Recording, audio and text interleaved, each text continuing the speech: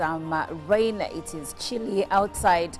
Good morning. Welcome to Good Morning Uganda. Now, after the heat wave that we experienced, especially in February and some parts of March, I believe that many of you are glad that we get to receive some rain. Finally, we can sleep. Finally, I think the covers on your bed can eventually say, oh, by the way, where have you been? So we are glad. It's a chilly morning. Hopefully the rains don't end up causing havoc, because in as much as we've been waiting for the rains, sometimes in some parts of the country, like in Kasese, in Mbale, if the rains are extensive, then there is havoc that is wreaked on the communities therein. Either way, we are thankful for the rain and hope for the best, that we will not have any of those calamities, those disasters. This is Good Morning Uganda. My name is Olive Monica Najuma, and I am with the fantastic two, Chirabo Robert Nyonyintono and Julie F. Nantaba Mosisi. Now, yesterday on Good Morning Uganda, we did broach a conversation regarding the peace talks that were occurring between Rwanda and the Democratic Republic of Congo. And now, from more news that came in over the last 24 hours do indicate that DRC and Rwanda governments have called for a ceasefire in the Qatar talks that they had. And according to President Felix Tshisekedi and his Rwandan counterpart, that is Paul Kagame, they have called for an immediate ceasefire in eastern DRC after having direct talks with Qatar. Now, as a neighboring country, because these are East African countries, I should say we are glad, because probably if they continue with the ceasefire, then the people of DRC can eventually find some peace and settle either in Rwanda for those that are running for refugee, and we see that the region gets to have some peace. But anyway, geographics and politics, geopolitics is a very what's the word, Robert? It's a very complicated subject, but we'll be following and we'll be bringing you details. Speaking of Robert, good morning. How are you? It's a morning that is filled with rain. As a biker, how did you manage to get here? Well, the Baganda have a saying,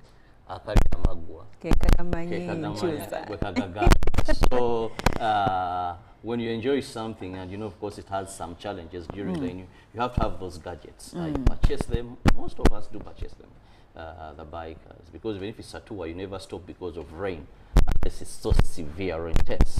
Now, talking about the rain, yesterday I was watching a story that indicated that we spend about 4 trillion as a result of poor sanitation. Now, for Ugandans, it is raining, but let's be very aware that rain comes with disease outbreaks. We don't want to have an outbreak of cholera. We do not want to go to hospitals and typhoid has become a challenge. Make sure you look after yourself very well. We do not want an increase in malaria diseases, because malaria is one of the killer diseases of Ugandans. Can you believe? In this day and age, malaria kills more Ugandans than any disease in this country. So, if we still have that, and we know mosquitoes, their breeding areas, stagnant waters, bushes, thickets around our homes, let's not just get excited. And to the farmers, also for the animals, this is also another trying moment for you.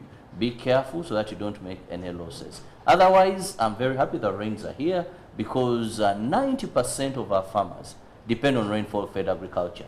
Our government has talked about irrigation, tried subsidizing on some of the pumps, but still, it's just a drop in the ocean.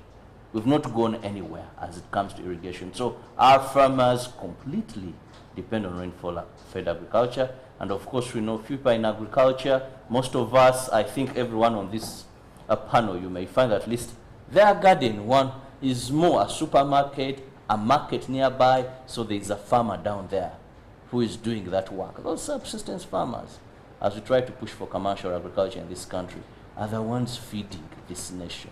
So when it is raining, it is joy. But the farmers also calculate what you're planting. Don't plant at the same time so that you all come at the market. Put some chibaro, like the president says. Kozesa amwe chibara awo, olime ebintu ebinaatunda. Thank you. Wow, Robert sounding like a politician this morning. Good morning, Julie. How are you? Oh, wow. Good morning, Olive. Good morning, Robert. I love the fact that the two of you decided to do red and black. I do not know if I missed out on the memo, but I understand that we are all looking good. That color is very strong. Mustard yellow. Mustard yellow, yes. You love the yellow. I love bold colors. Yeah, Careful how you answer that question, yes. because Robert is digging. I love bold colors. She loves the red. You see? But over the last 24 hours, I've been trying to dig my fingers into the issue of the Umeme buyout. A very interesting conversation there that I think is confusing quite many, putting them in a state of quagmire. Because I mean, if you look at at least the process as per the permanent secretary, she determines that the government is ready, and so far stated that there are two agreements that are accompanying and aiding the end of the concession management. But it's also important for you to note that 28th February was the end of the concession between the government of Uganda and Umeme. And right now, they are in a transition period, which is ending end of March. And by 1st April, UEDCL will have taken over fully as the manager of electricity in Uganda. But also there are issues as to, is UEDCL actually ready, given that you have to note that it has been allowed to at least borrow up to a tune of $50 million to manage very crucial matters in this whole year as it runs the electricity management in Uganda. But also there's the question of the employment part of it. What happens to Umeme staff? Do they join UEDCL? Are they left to go along with Umeme as is? But the permanent secretary stated that the new UEDCL will be able to manage at least about 2,700 staff, given that the old one was managing about 400 staff. So that means there's about 96% of Umeme staff that will cross over to UEDCL. That is if they actually qualify by the standards given for them to be employable in UEDCL. But then there's also the confusion of while Honorable Ruth Nankabirwa says that government is very ready to buy out Umeme, the Auditor General's office seems to say, let's take it slow. In fact, the Auditor General's office is advising Parliament to take longer than it should before it approves the money needed for government to buy out Umeme. So a lot to ponder, a lot to take in, but let's watch the space, and definitely as UBC we'll be on ground to bring it all to you as it comes to us. Okay, a small question. Yes. Have you ever seen government perform better than a private sector or an investor? Is this No, it's just a question. In your observation? In my observation, because I've also worked in a private space, I think private spaces are usually more organized and to the book, more than government spaces. Because when I was listening to the Auditor General's concern to Parliament, where we need so much money to be borrowed, I think from Stanbic Bank. Stanbic Bank, yes, to be borrowed from Stanbic Bank. Now we have to borrow money to sort out a few issues before we have effective, because the work is ongoing, the transition and everything, but this... My question here, Robert, is why are we, there is a Ugandan out there asking, why are we borrowing money, first of all, and two, why are we acting like we didn't know the contract was going to expire? Why are we doing it? It feels like we are, grabbing onto straws. Yet we knew that there was a time at a certain point that the contract was going to expire, and that government needed to, take over. But it seems like we are doing last minute, actions to, to take over and be able to run this thing. Also, the other question is, how is it going to affect our power supply? Yeah, because the biggest question on many Ugandans' lips is load shedding. are we going back to those Hasn't days? it started already? I've experienced it. I believe right now that it is raining. Yes. There are many parts of the country where the power isn't. Yeah. So many questions, and but on the bottom of all these questions is, why are we acting like we didn't know? Well, first, the way government works is every time there is a priority at that particular moment. And sometimes funds go to what is most pressing. Now you'll find that Umeme is the pressing issue. So sometimes you may see budget cuts, sometimes you may see government doing things in a manner that may seem in a hurry or rushedly, but the fact is there were some priorities at that time.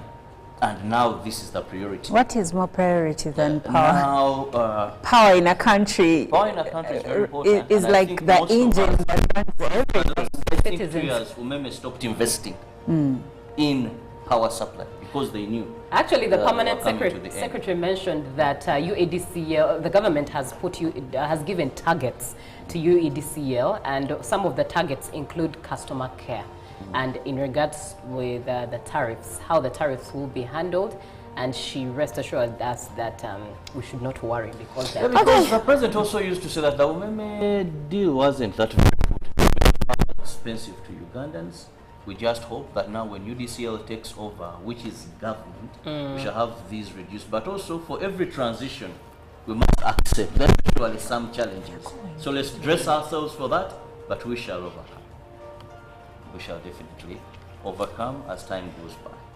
Well, thank you, Robert. Now, please take us through the local news. Well, we'll begin with President Yoweri Kaguta Museveni, who has been impressed by the level of development taking place at the construction of Umeme Olympic Stadium, the facility which is on pace to meet the African Cup of Nations tournament in 2027.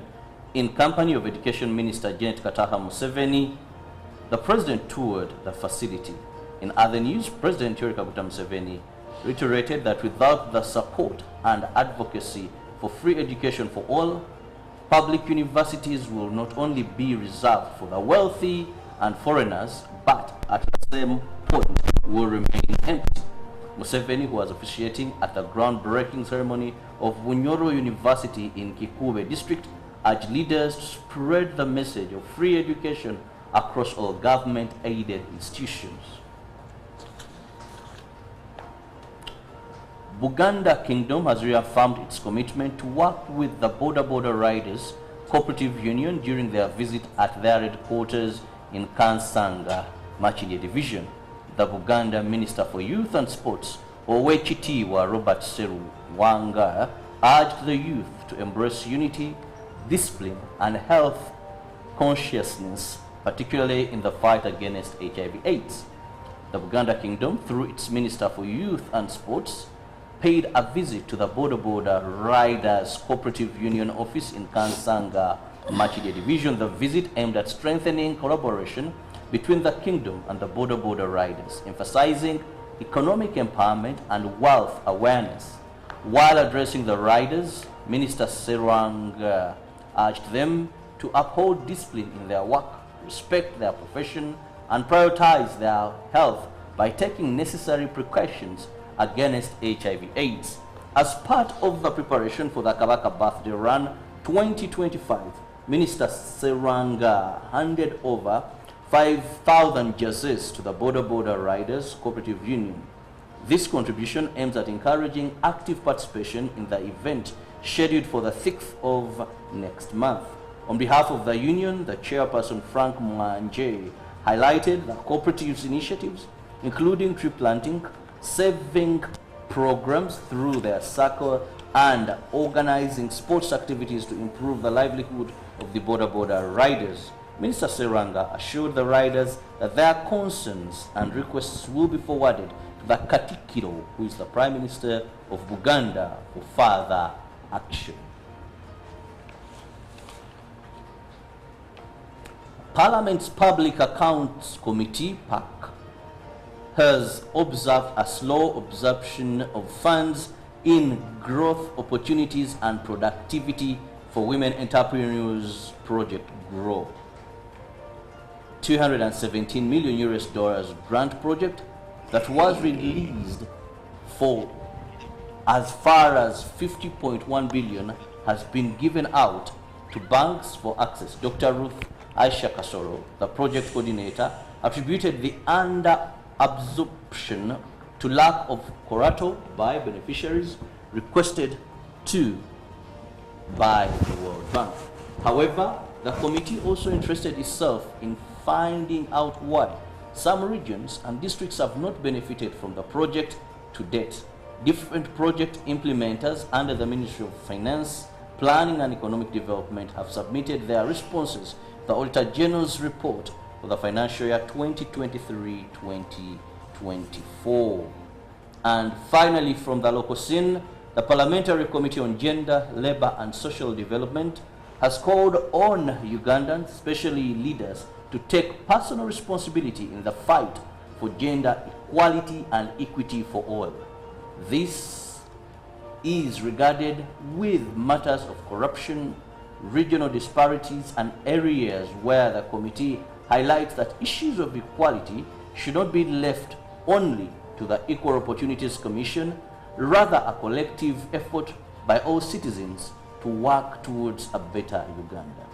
This call was made during a meeting between the committee and the Equal Opportunities Commission at their head office in Kampala. Now, that brings us to the end of our local stories. Away from home, the Israeli military said Wednesday that it had launched targeted ground activities in Gaza, partially recapturing a key area in the territory a day after launching an aerial bombardment of the Strip that shattered the 2-month-old ceasefire with Hamas. The operation began a day after Israel renewed its bombardment of Gaza, shattering the fragile ceasefire with Hamas. Israel accused Hamas of repeatedly refusing to release hostages and rejecting offers from mediators. Hamas, in turn, accused Prime Minister Benjamin Netanyahu of unilaterally appending the truce and putting hostages at risk of an unknown fate. The Israel Defense Forces said Wednesday that its troops began targeted ground activities in the central and southern Gaza Strip in order to expand the security zone and to create a partial buffer between northern and southern Gaza. As part of the ground activities, the troops expanded their control further to the center of Netzarim corridor, the military said. Hamas called the latest offensive a new and dangerous breach of the ceasefire agreement. The militant group, in a statement Wednesday, said it remained committed to the ceasefire agreement it signed with Israel in January. Now, moving on, U.S. President Donald Trump has held what he described as a very good hour-long phone call with his Ukrainian counterpart, Volodymyr Zelensky, a day after speaking to Russia's President Vladimir Putin.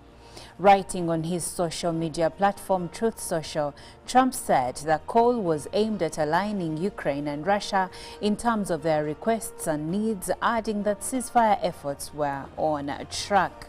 Zelensky described his conversation with Trump as positive, frank, and very substantive. We believe that together with America, with President Trump and under American leadership, lasting peace can be achieved this year, he wrote on X.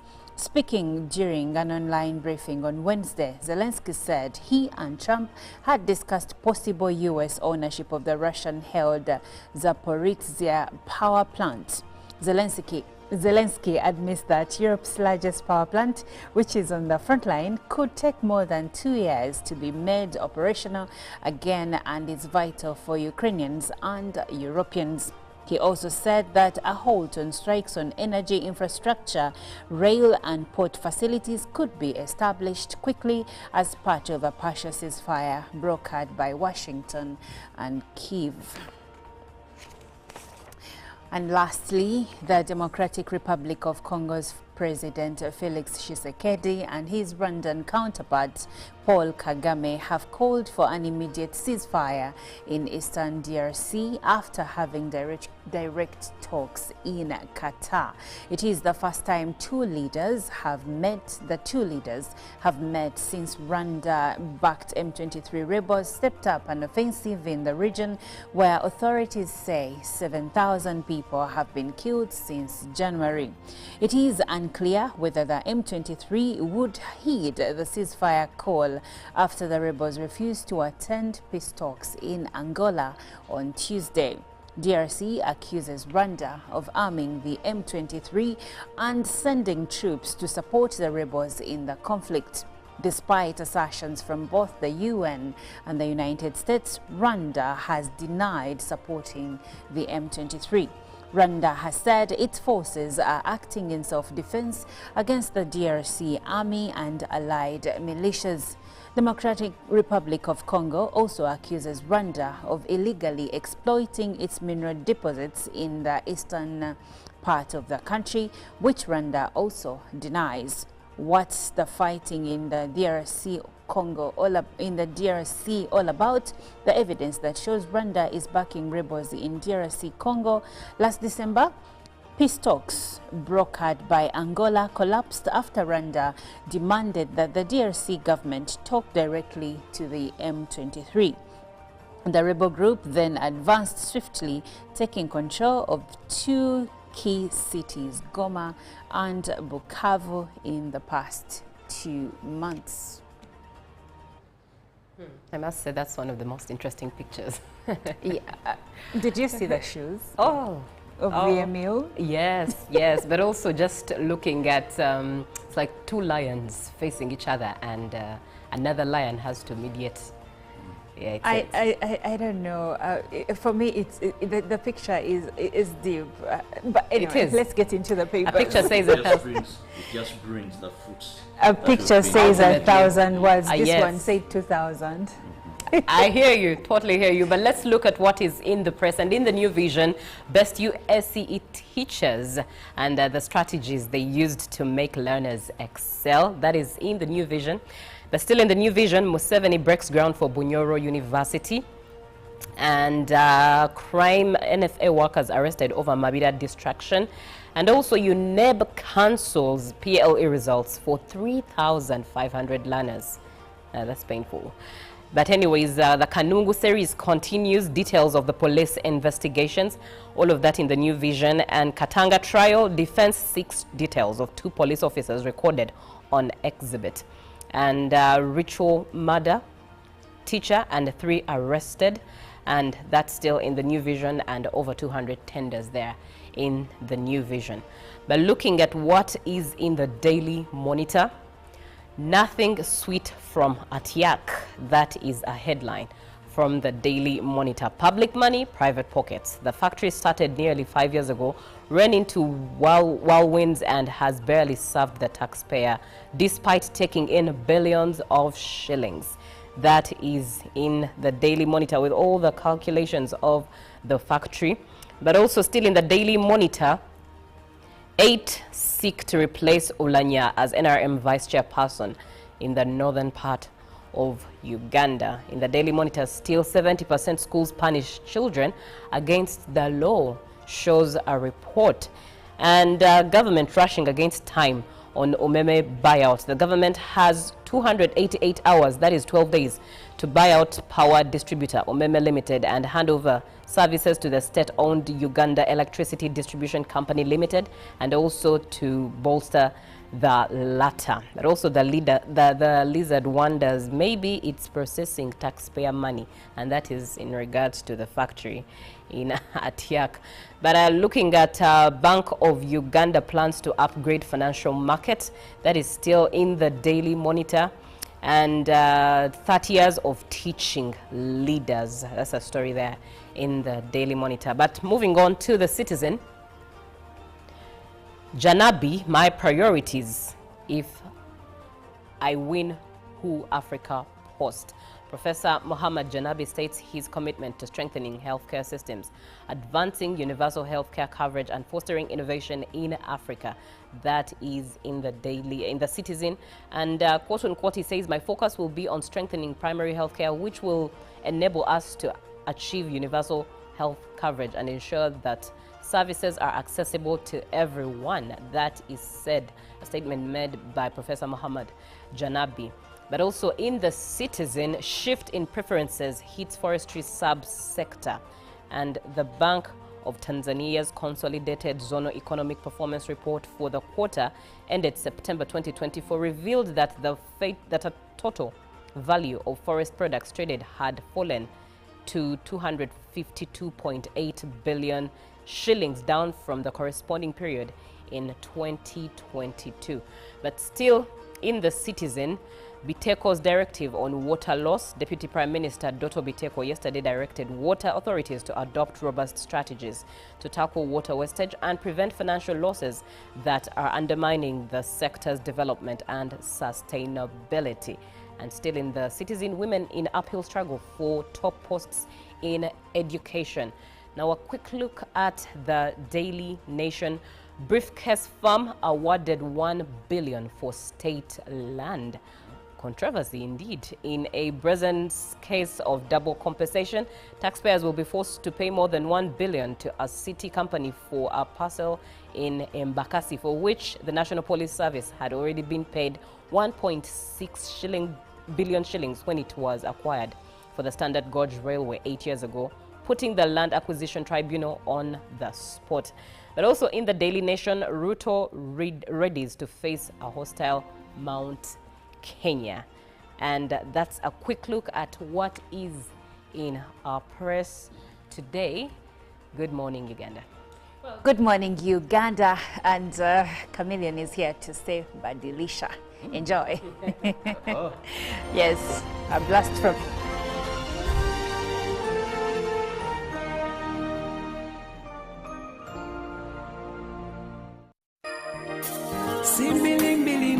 have called for a ceasefire in the Qatar talks that they had, and according to President Felix Tshisekedi and his Rwandan counterpart, that is Paul Kagame, they have called for an immediate ceasefire in eastern DRC after having direct talks with Qatar. Now, as a neighboring country, because these are East African countries, I should say we are glad, because probably if they continue with the ceasefire, then the people of DRC can eventually find some peace and settle either in Rwanda for those that are running for refugee, and we see that the region gets to have some peace. But anyway, geographics and politics, geopolitics is a very, what's the word, Robert? It's a very complicated subject, but we'll be following and we'll be bringing you details. Speaking of Robert, good morning. How are you? It's a morning that is filled with rain. As a biker, how did you manage to get here? Well, the Baganda have a saying, so when you enjoy something, and of course it has some challenges during the you have to have those gadgets. I purchase them. Most of us do purchase them, the bikers, because even if it's a tour, you never stop because of rain, unless it's so severe or intense. Now, talking about the rain, yesterday I was watching a story that indicated that we spend about 4 trillion as a result of poor sanitation. Now, for Ugandans, it is raining, but let's be very aware that rain comes with disease outbreaks. We don't want to have an outbreak of cholera. We don't want to go to hospitals and typhoid has become a challenge. Make sure you look after yourself very well. We do not want an increase in malaria diseases, because malaria is one of the killer diseases of Ugandans. Can you believe? In this day and age, malaria kills more Ugandans than any disease in this country. So, if we still have that, and we know mosquitoes, their breeding areas, stagnant waters, bushes, thickets around our homes, let's not just get excited And to the farmers, also for the animals, this is also another trying moment for you. Be careful so that you don't make any losses. Otherwise, I'm very happy the rains are here because 90% of our farmers depend on rainfall-fed agriculture. Our government has talked about irrigation, tried subsidizing on some of the pumps, but still, it's just a drop in the ocean. We've not gone anywhere as it comes to irrigation. So our farmers completely depend on rainfall-fed agriculture. And of course, we know people in agriculture, most of us, I think everyone on this panel, you may find at least their garden one is more a supermarket, a market nearby, so there's a farmer down there who is doing that work. Those subsistence farmers, as we try to push for commercial agriculture in this country, are the ones feeding this nation. So when it is raining, it is joy. But the farmers also calculate what you're planting. Don't plant at the same time so that you all come at the market. Put some chibalo, like the president says. Kozesa amwe chibala awo, olime ebintu ebinaatunda. Thank you. Wow, Robert sounding like a politician this morning. Good morning, Julie. How are you? Oh, wow. Good morning, Olive. Good morning, Robert. I love the fact that the two of you decided to do red and black. I do not know if I missed out on the memo, but I understand that we are all looking good. That color is very strong. Mustard yellow. Mustard yellow, yes. You love the yellow. I love bold colors. Yeah, Careful how you answer that careful, question yeah. because Robert is digging. I love bold colors. She loves the red. You see? But over the told last 24 hours, I've been trying to dig my fingers into the issue of the Umeme buyout, a very interesting conversation there that I think is confusing quite many, giving many, putting them in a state of Uganda. Pick of the day on UBC. He expected me to die like within the first 2 years. Out of the blue, the child will get pains, especially in the wrists. And this happens commonly when children are starting to walk. Was brought to you by I'll call you every day, yeah, yo, baby, don't know. You can now get all the Chibuzi out with MTN voice bundles. Call all networks. Kubei Dondoro. Buy a 25-minute voice bundle for only 1,000 or buy any daily voice bundle of your choice. Dial *100 *21 hash and select daily or use the My MTN app. When we talk together, we are unstoppable.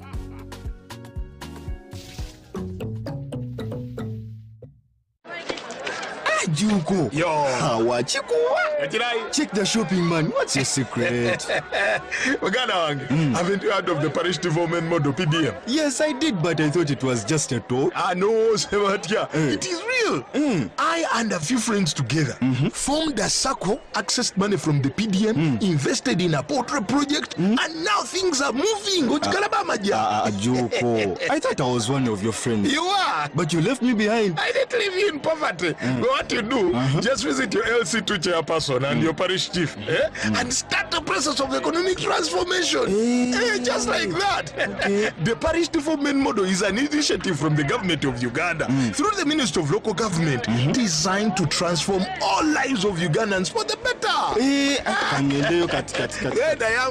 PDM, my parish, my development, my life. Live from UBC Studios in Kampala. This is Good Morning Uganda.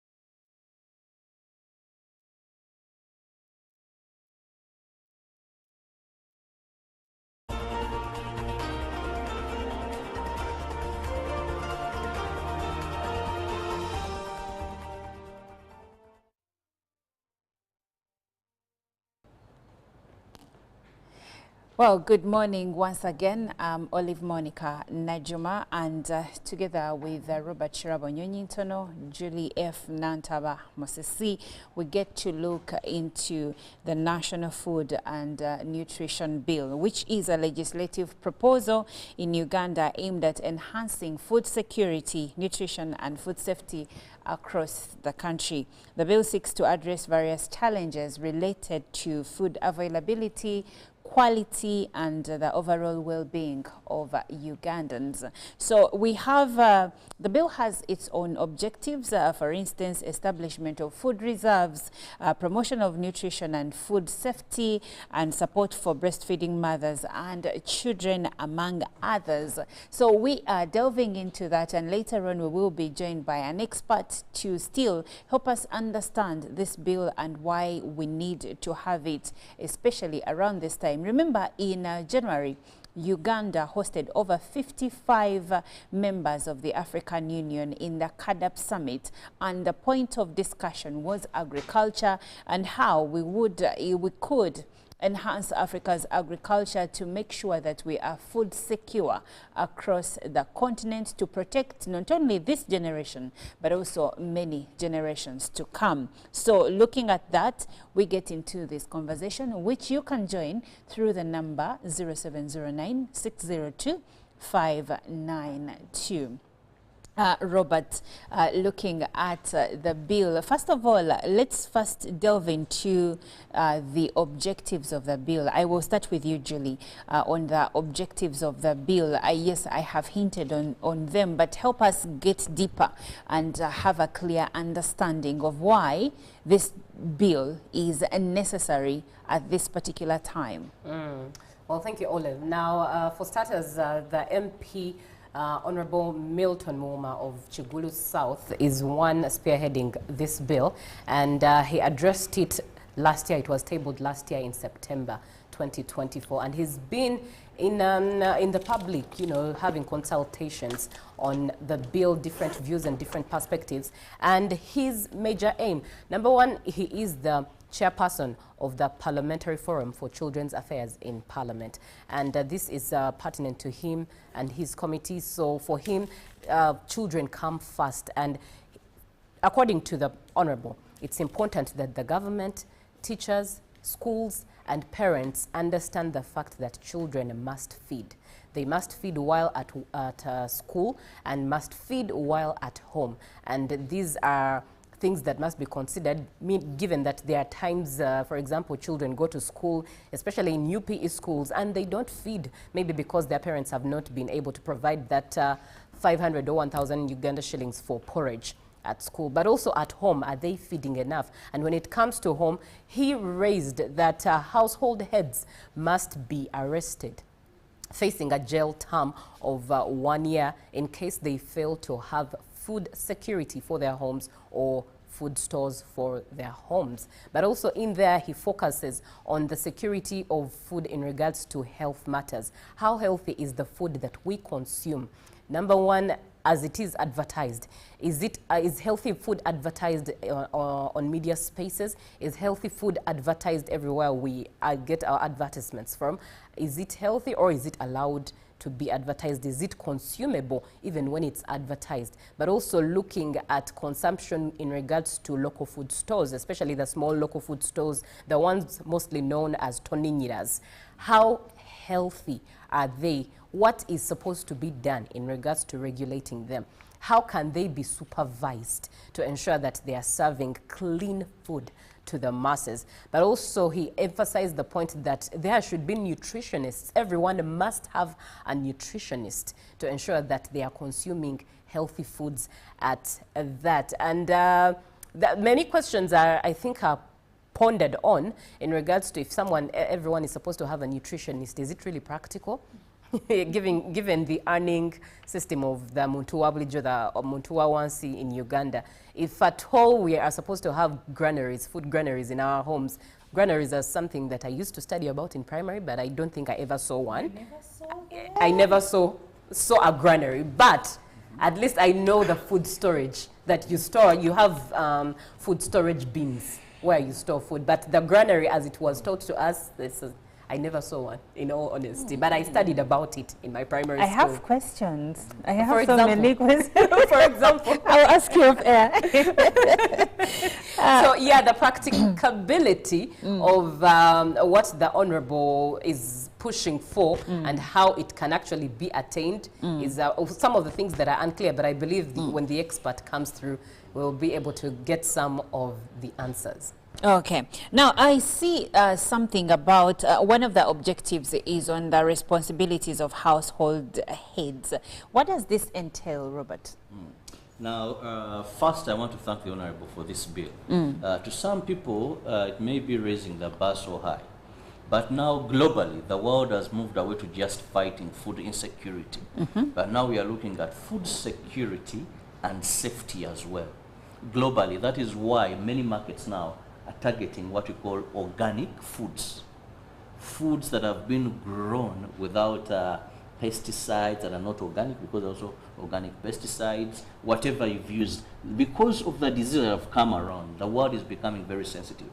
And those that are into export farming will tell you that now there are some markets. If, for example, the European Union has gone ahead even to say that we shall not buy some products, some produce, as long as it comes from areas where there has been deforestation, areas where they have reclaimed swamps or wetlands. So the world is now becoming very, very sensitive. And if we don't act now, we may be caught up by it. So I think the Honorable is very right. But then I want to go to the other element of practicability. Now, certain things are very possible, or were possible then, but are quite hard now today. If Judy talks about she didn't see a granary, where I come from, we used to call them a biaji. We had what we used to call a chibani, that under here they are cooking, but you have the stones, cooking stones. At least I used to see that at my grandmother's. Come on, Robert, they still exist. I've not seen them of late. Unless when you go attend burials. Okay, yes. But what would happen, that they would have that cooking stones, the three of them, down, but up. There was always some where they would put food up. A chibani, they would put a lot of food there. Most of cereals, and even others outside. They had something like a hut. Not these traditional huts, but it was a bit raised, and they would store food there in a case. And of course, some of this food would be seed for the next season as well. Now, today, we've had various uncertainties that have befallen us. For example, the population pressure on land. That now many places where people would grow food and even have what to store for hard times, now we have the property masters. This land has been cut into sliced, and people are building houses. No wonder you find a person where the car can only go in reverse and come out in the same mode. Because if it can go in at all. If it can go into the compound, people are buying 40 by 25. Just this studio, you have a house there. But remember, all these were gardens. All these were gardens. So now, people don't have where to grow enough food. Then second, previously, farming had lost meaning to many people.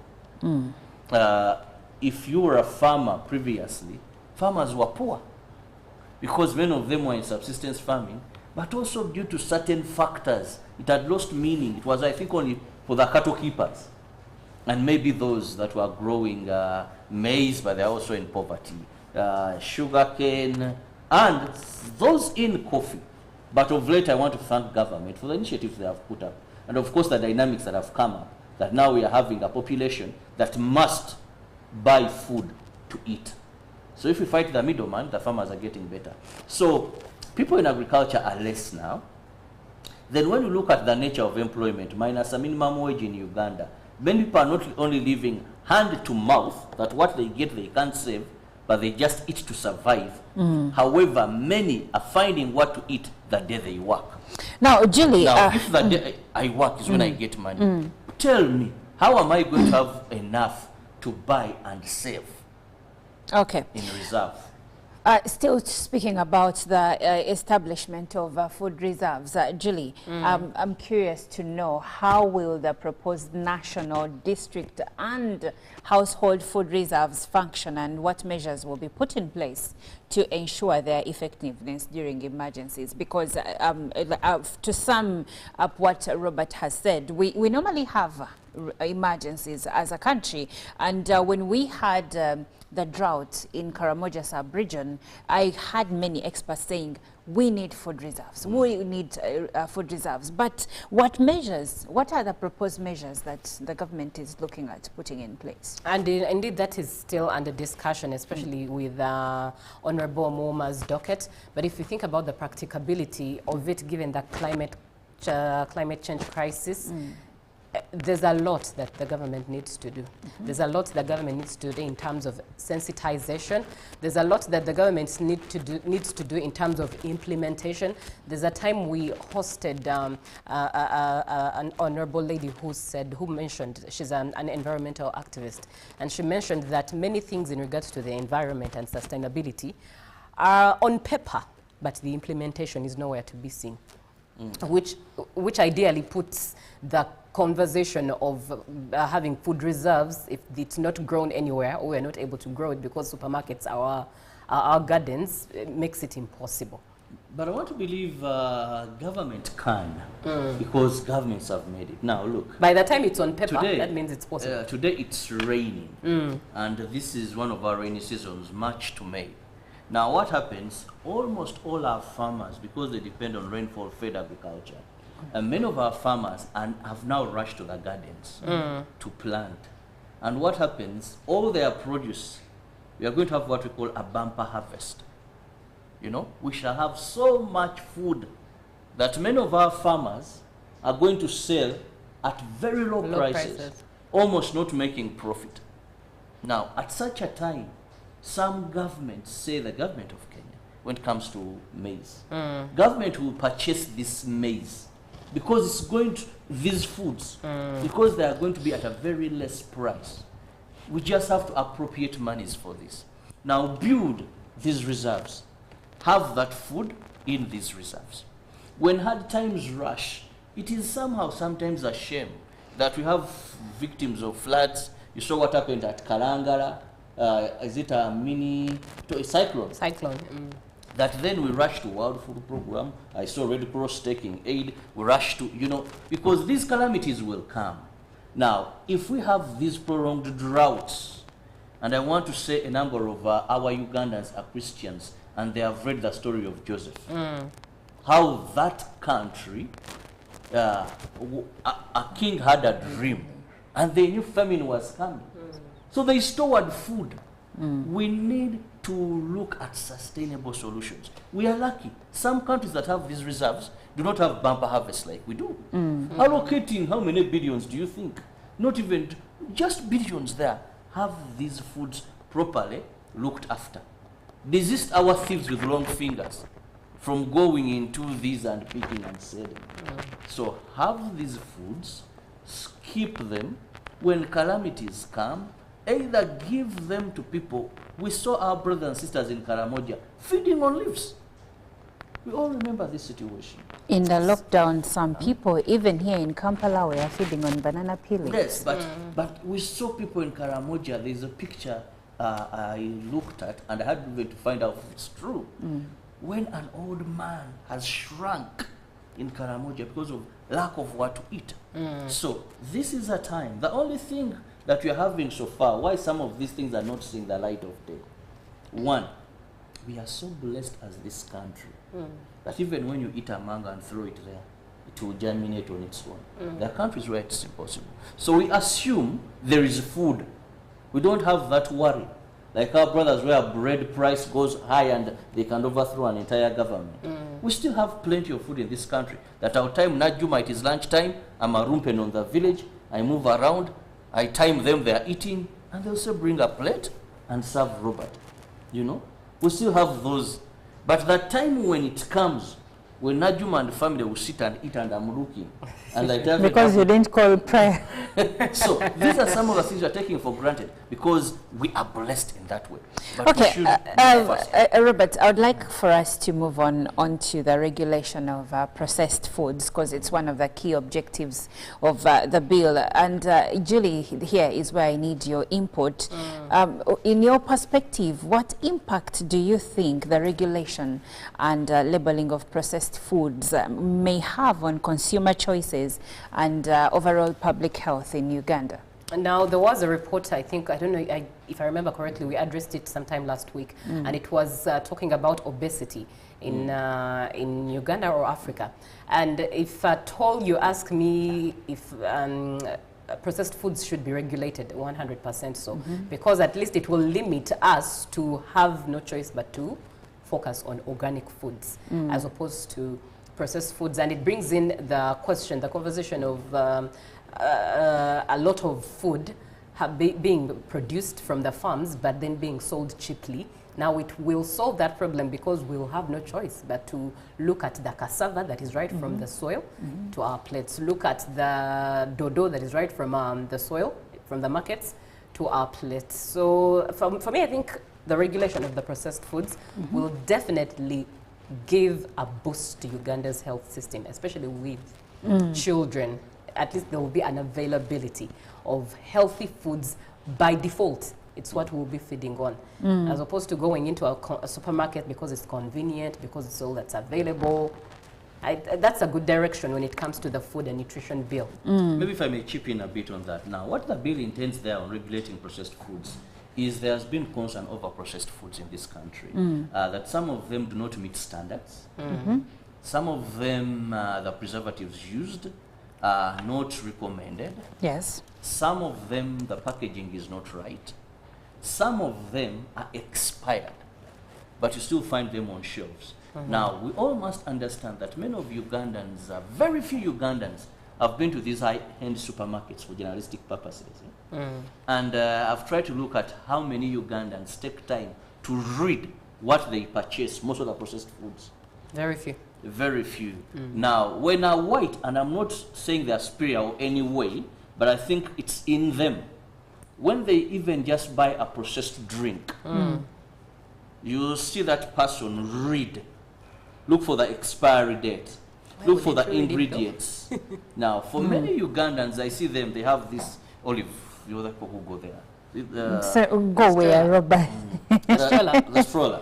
Now, this man, maybe if he also has a wife, brag the pics and not to see. Now they aim at feeling this, so they get at the counter and remove there. Now that you mention it, there is a time I was at a supermarket in Nalia, at the big supermarket over there, and this family of, I think there were like 4 kids and mom and dad, they had these trolleys. I normally don't put my nose where it doesn't belong, but to this day, I still think about that family. They had packs and packs of soda. You know those sodas that are packaged in like 12, the small ones. Packs and packs. They had like 8 packs of those. Then they had all this bread. Then they had all these cakes. I was like, do they have a party? Do they? But then when you looked at the children, you could... some of the questions were answered without being answered because they were honestly... They were being fed as if they're prepared. They were on... You could honestly tell that their children are obese. So it left me wondering, is this how these children are being fed? And you see, many parents think that the nice food they are giving their children is the processed food. Yes. Sausages, So now frankfurters, you know, those processed meats and burgers and whatnot. You can't, you know, what's the word when you give yourself something nice every now and then? But is this what should be happening in homesteads for the biggest chunk of time? So I think now the bill should also look into sensitization mass sensitization, media campaigns of having conversations to educate parents, educate Ugandans on the realities of processed foods. What does feeding well mean? Is it feeding on processed supermarket foods, or is it actually feeding on organic food? I think that's one of the things I'd look forward to. Now, Julie, comprehensive data on the percentage of Ugandans consuming processed food may not be, it's limited, but at least a study found that, a 2024 study involving about 410 caregivers in Kampala found that at least 57% of children consumed at least one ultra-processed food or beverage on the beverage on the previous day. Now, additionally, 69% consumed those processed foods in 4 to 7 days in the preceding week. Now, looking at the general population, according to the Global Diet Quality Project's 2021 data, 20% of Ugandans reported consuming soft drinks, that is soda, energy drinks, sports drinks on the previous day, and additionally 2% consumed packaged ultra-processed salty snacks, the likes of crisps, the likes, and 2% consumed instant noodles. I think if we go back, yes, this percentage is even higher today. Now, in 2014, the Uganda Non-Communicable Disease Risk Factor Survey indicated that 5% of respondents always consumed processed foods in high salt, while 39% did so occasionally. These are some of the few reports I could find on the consumption of processed foods in the country. But Robert, coming back to you, support for vulnerable populations. It's another objective for the National Food Bill. And curious to know, in what ways does the bill aim to support breastfeeding mothers and ensure the nutritional rights of infants and young children?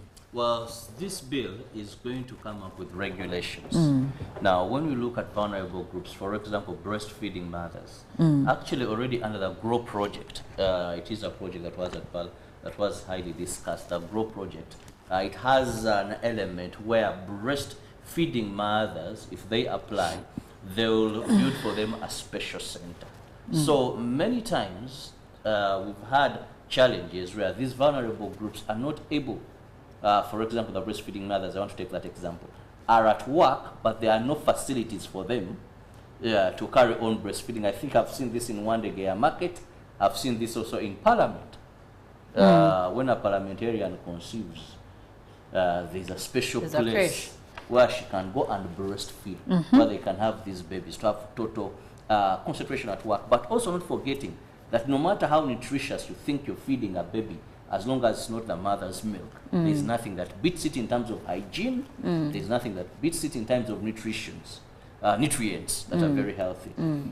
Now, this bill looks at addressing such under the law where it is criminalized, not where it is a wish and ability, but criminalized, that you're denying this. For second, the bill emphasizes so much nutrition, not just feeding and getting satisfied, but it looks at how best are we going to say that Ugandans consume things that are nutritious and benefit them. Well, thank you so much, Robert. Julie, in your parting shots on the bill, do you see light at the end of the tunnel, and also does it really touch on the key points that interest Ugandans? It really does. It really does touch on the key points that interest Ugandans. That is very, very true. And I see light at the end of the tunnel as long as it's implemented after it's being passed. Okay. Well, thank you for being a part of the conversation. Good Morning Uganda does continue.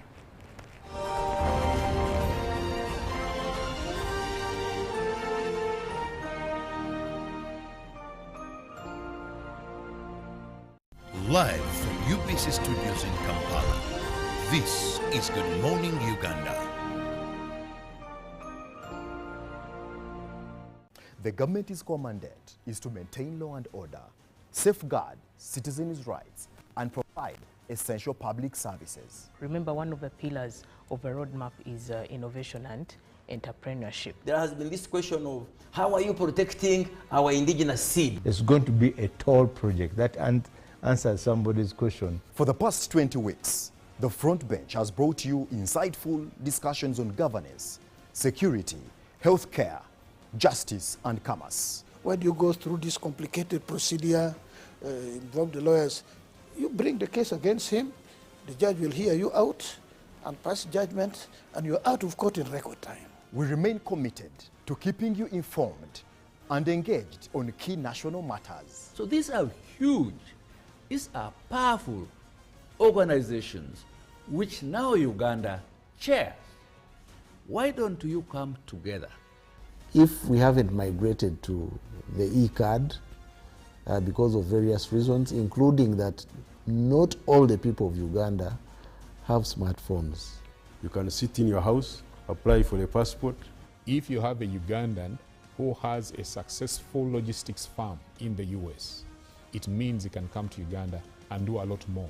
Now airing every Monday at 8:30 p.m. with me, Jethro Kasaiji, your interface with the government only on your public broadcaster, UBC, Inspiring Uganda.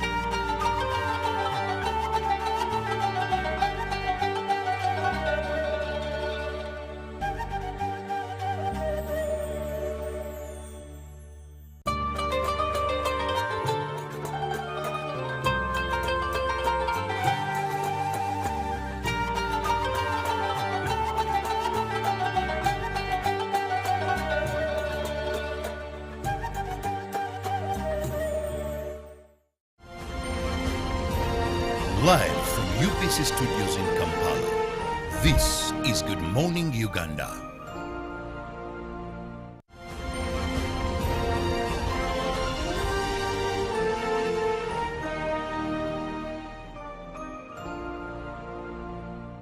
Welcome back on the third episode of Doorway Island. We're still taking you around, and it's just beauty, history, and nature that we've been talking about.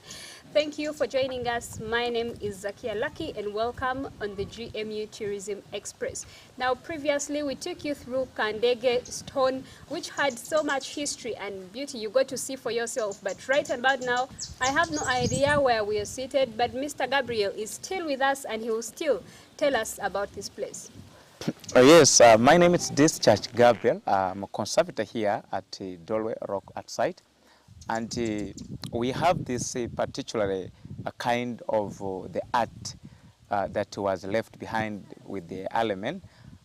These we call it other archaeologists call them the copules, others call them the rock hollows, others call them the carved hollows. And now we have a number of these copules on the island. By the way, the research says that this island, actually in the whole world, is one that has a number of the copules, the number of rocks with these copules. We have uncounted very many of them scattered all over the island. But now, the essence of this, or to bring visitors here to share with us the history of this here, how did they come up? Because when some people say them, they think they are natural, because they see the way they are, you know, carved on the rocks, they are smooth. But these copules, these were just made, engraved, dug with our ancestors, the early men. And now, particularly in the work of these ones, one, it was for pounding the herbs. You know, they would get the roots and the other stem, cutting, whatever. When they want to make a concoction, they come and then they pound from here. They also acted like the mortar today we have. They also use them in cleansing. When there is a calamity, after them pounding, they would put here, and then they also cleanse the community for such calamity that has attract or come to the society. And they will also use them in the pounding, the foodstuffs. And even I personally, I experienced and did it. You know, we would get the rock, rather stone, and then we pound, we break it into the small or the finest particle. We get the flour for the cooking. In most cases, the millet and then the cassava. We would also heat using a wooden, we call it a wari. We would make it, and then we heat the food stuff, the millet, the sorghum, and then the cassava, and then we get the flour. That is actually what is entailed for the values and actually their relevance of being on these rocks and how the element used. And also, normally in this island, as you said, it has a lot of history. That is what I always tell people, that there is what we call the spiritual inheritance. We have those things that our ancestors did, and then we find ourselves to do them without being trained or being taught. Just like you can raise up, and then they named you after someone, then they say that this person is just behaving like so and so in the community. But you haven't seen, they haven't trained you. Now, some of these things, we inherited them and began doing. But we didn't find these very people who did them to train us. However, it was a spiritual connection. That is why we say, like you, for us who are in to say in Uganda, we have, as we said, that the tour perhaps are the ones who have made these things. But there is that connection of the choices, that religion of the communication, the spiritual being, that you would connect and communicate without visibly seeing someone. And also that is it. And a number of people have also gone ahead, do that. But as with the modernity, you know, it is trying to erase. But we are trying to tell our members, our children, not to forego the heritage, the culture, so that these things can move a generation to a generation. You've heard it all, but this is still about Golofa, though we are yet to take you to where the name originates itself. But this particular one was about the couples, and I'm even told this is where they used to dine and eat together. You can see some are just a huge, all the others are small, and that is where they used to have food, and so many more, like you mentioned, pounding and getting flour from all of this. So stick with us as we take you to where the name Golofa originates. There's so much history up there itself, and I can't wait to get to learn about that as well. Stick with us.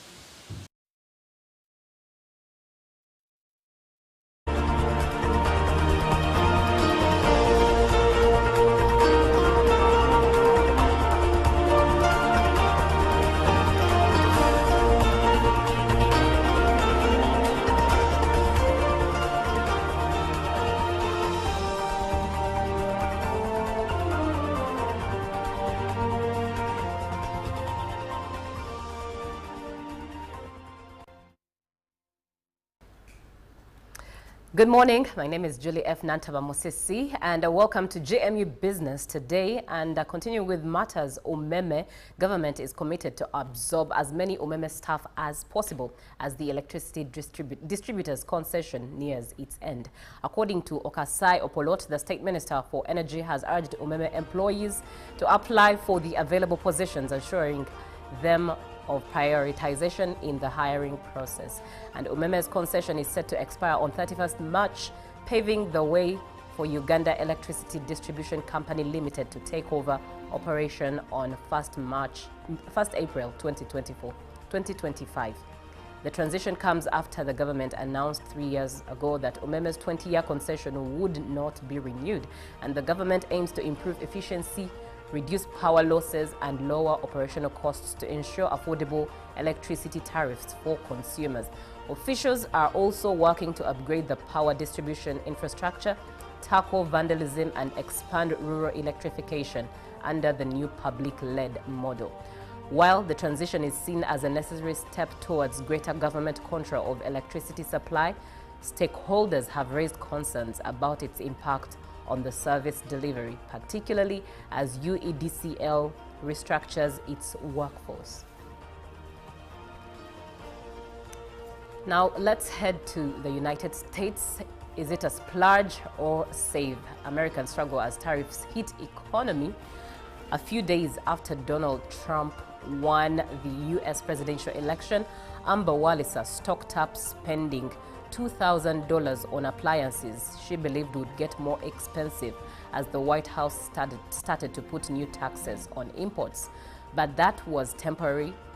That was a temporary splurge, as these days her family is buckling down, worried about job security and a possible economic downturn, which experts believe could be more likely because of U.S. President Donald Trump's tariffs. Now it means no new car or big vacation this year, and they have even shelved plans to start trying for a second child.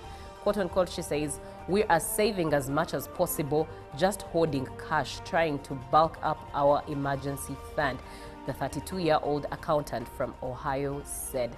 Amber's worries are being echoed across the U.S. as tariffs and other changes by the White House hit the stock market, spark turmoil for businesses and add to inflation concerns.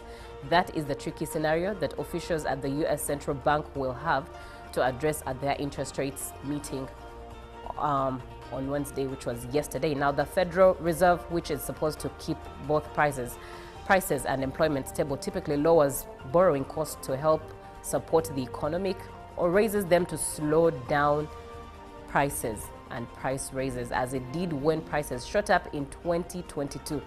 Though analysts widely expect the Fed to leave interest rates unchanged, they are far more divided about what to expect in the months ahead, as tariffs could both raise prices and slow economic growth. Their job has become a lot harder, and in a speech earlier this month, the head of Federal Reserve, Jerome Powell, noted that surveys of sentiment have not been good indicators of spending decisions in recent years, when the economy has performed well across many mainstream metrics.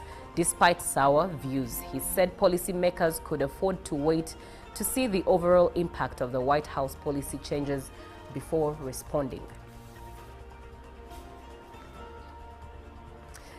Now, an investigation by the UK advertising watchdog has found a number of shocking ads in mobile gaming apps that depict non-consensual sexual scenarios involving violent and coercive control. The Advertising Standards Authority, ASA, used avatars which mimic the browsing behavior of different gender and age groups to monitor ads served when mobile games are opened and identify breaches of the UK code. While most of the thousands of promotions served to the avatars complied with UK rules, the watchdog identified and banned 8 that featured shocking content that portrayed women in a harmful way. 2 ads promoting an artificial intelligence chatbot app, Linky, chat with characters AI, began with a woman dressed in a manga t-shirt and short skirt and large bunny ears, dancing in a bedroom with text reading, "Tell me which boyfriend I should break up with." Interesting. The ad moved on to animated content featuring text conversations with 3 manga-style young women. They were variously described as obsessively possessive, aggressively jealous, a kidnapper and a killer. Further text described yanking the woman into the car, swiftly knocking her out with the woman asking, "What if I enjoy this?" The ASA said the ad was suggestive and implied scenarios involving violent and coercive control and lack of consent. An ad for an interactive romance story game called My Fantasy featured an animation of a woman being approached by another woman and being pushed onto a desk. Options appeared asking what she should do: enjoy it, push her away, please continue, and stop it. Very, very, very shocking ways of advertising, and should be considered before you even engage in. But let's look at what's with the rates today. As of yesterday, 19th March, the US dollar opened at 3,660.41 and was selling at 3,670.41. And by midday, it was at 3,660.32. and selling at 3,670.32 and closed in at 3,660.18, buying and selling at 3,670.18. The pound bought at 4,753.84 and sold at 4,766.83, and the euro was buying at 4,001.67 and selling at 4,012.61. The Kenyan shilling was buying at 28.29 and selling at 28.36, and the Tanzanian shilling was buying at 1.39 and selling at 1.40. The South African rand was buying at 201.73 and selling at 202.28. And that's it from GMU Business. The agenda is up next with Olive, Monica, Nanjuma.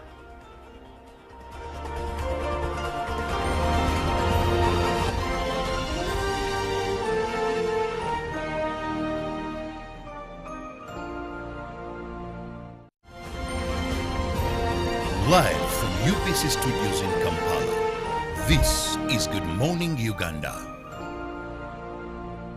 Pick of the day on UBC. He expected me to die like within the first 2 years. Out of the blue, the child will get pains, especially in the wrists.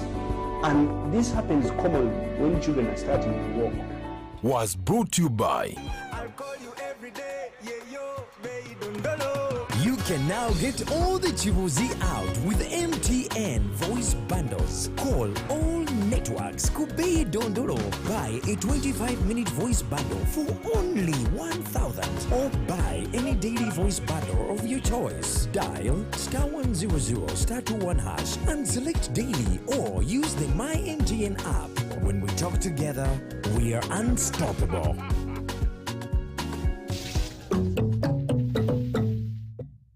The government's core mandate is to maintain law and order, safeguard citizens' rights, and provide essential public services. Remember, one of the pillars of a roadmap is innovation and entrepreneurship. There has been this question of how are you protecting our indigenous seed? It's going to be a tall project that answers somebody's question. For the past 20 weeks, the front bench has brought you insightful discussions on governance, security, healthcare, justice, and commerce. When you go through this complicated procedure, involve the lawyers, you bring the case against him, the judge will hear you out and pass judgment, and you're out of court in record time. We remain committed to keeping you informed and engaged on key national matters. So these are huge, these are powerful organizations which now Uganda chairs.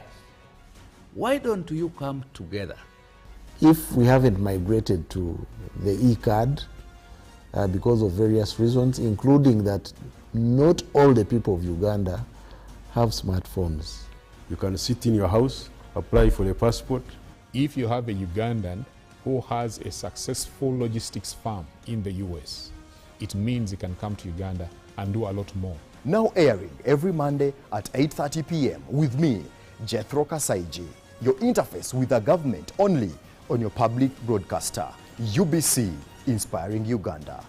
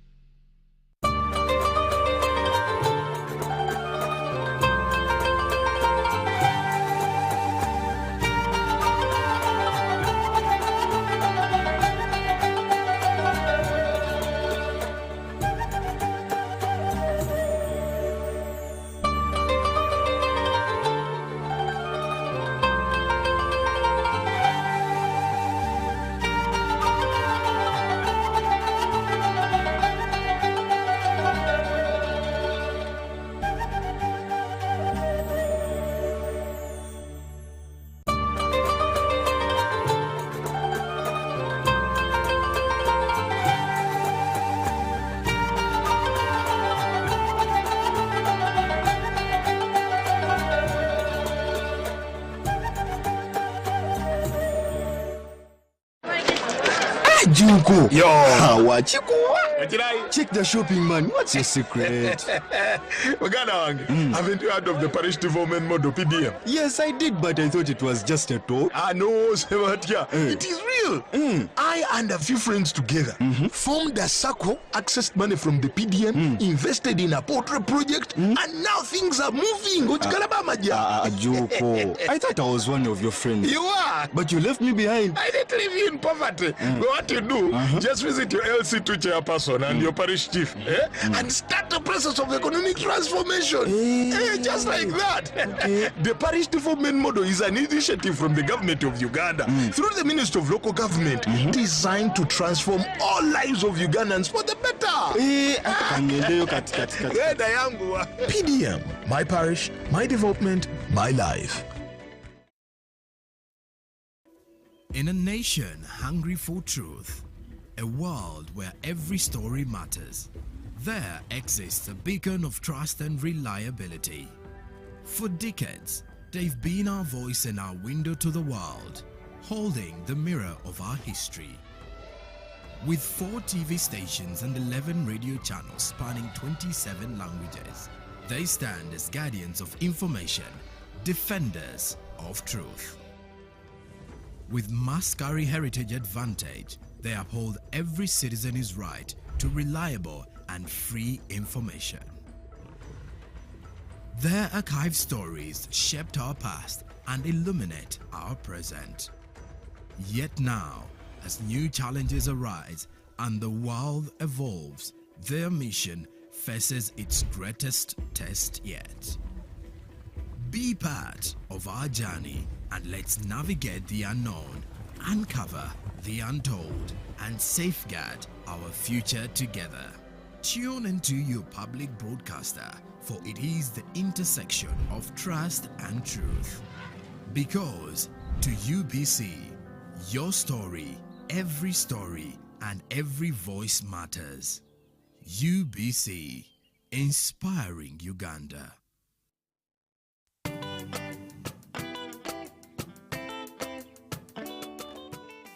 Nsooka okwebaza omukulembeze w'eggwanga okututeekateeka. Twali tetunnaba kuteekebwateekebwa, twafuna okusoomoozebwa nga kungi nnyo. Omuli okutukwata abasirikale, olumu nga tetulina na kitukoze. Kale nga n'akasente k'oba osonzeewo ggwe nga ggwe akagenda okukuyambako mu bizibu byo, nga weekanga okawadde abasirikale. Naye okuva ffe ghetto structure we yayimirirawo, ebintu bingi byakyuka. Abaana baffe tebakyabakwata nnyo okuggyako abo abamenyi b'amateeka. Ne be bakutte nga babakwatidde mu ghetto nga ekikwekweto kibadde kiyise. Nabo tulina omukisa ogugenda okubaggyayo. Abasirikale batuwulira. Abasirikale batuwulira. Toyinza kugenda ku poliisi n'ogamba DPC nti bakutte omwana wange ng'akumanyi nti oli komanda. N'atateekayo nnyo maanyi kukola ki? Kumugyayo. Ne neebaza bakama baffe, Jeno Damulira, Afande Kuteesa, nange tweyanziza nnyo mukoze ky'amaanyi, bo bakoze ky'amaanyi nnyo tuteekateeka. Kuba bwe twamala okuyingira ghetto structure ne batuteekerawo ne sako ne certificate twazifuna. Kati bwe batteekerawo sako eyo, era muzeeyi n'amala n'atuukiriza kye yatugamba n'atuteekeramu ssente.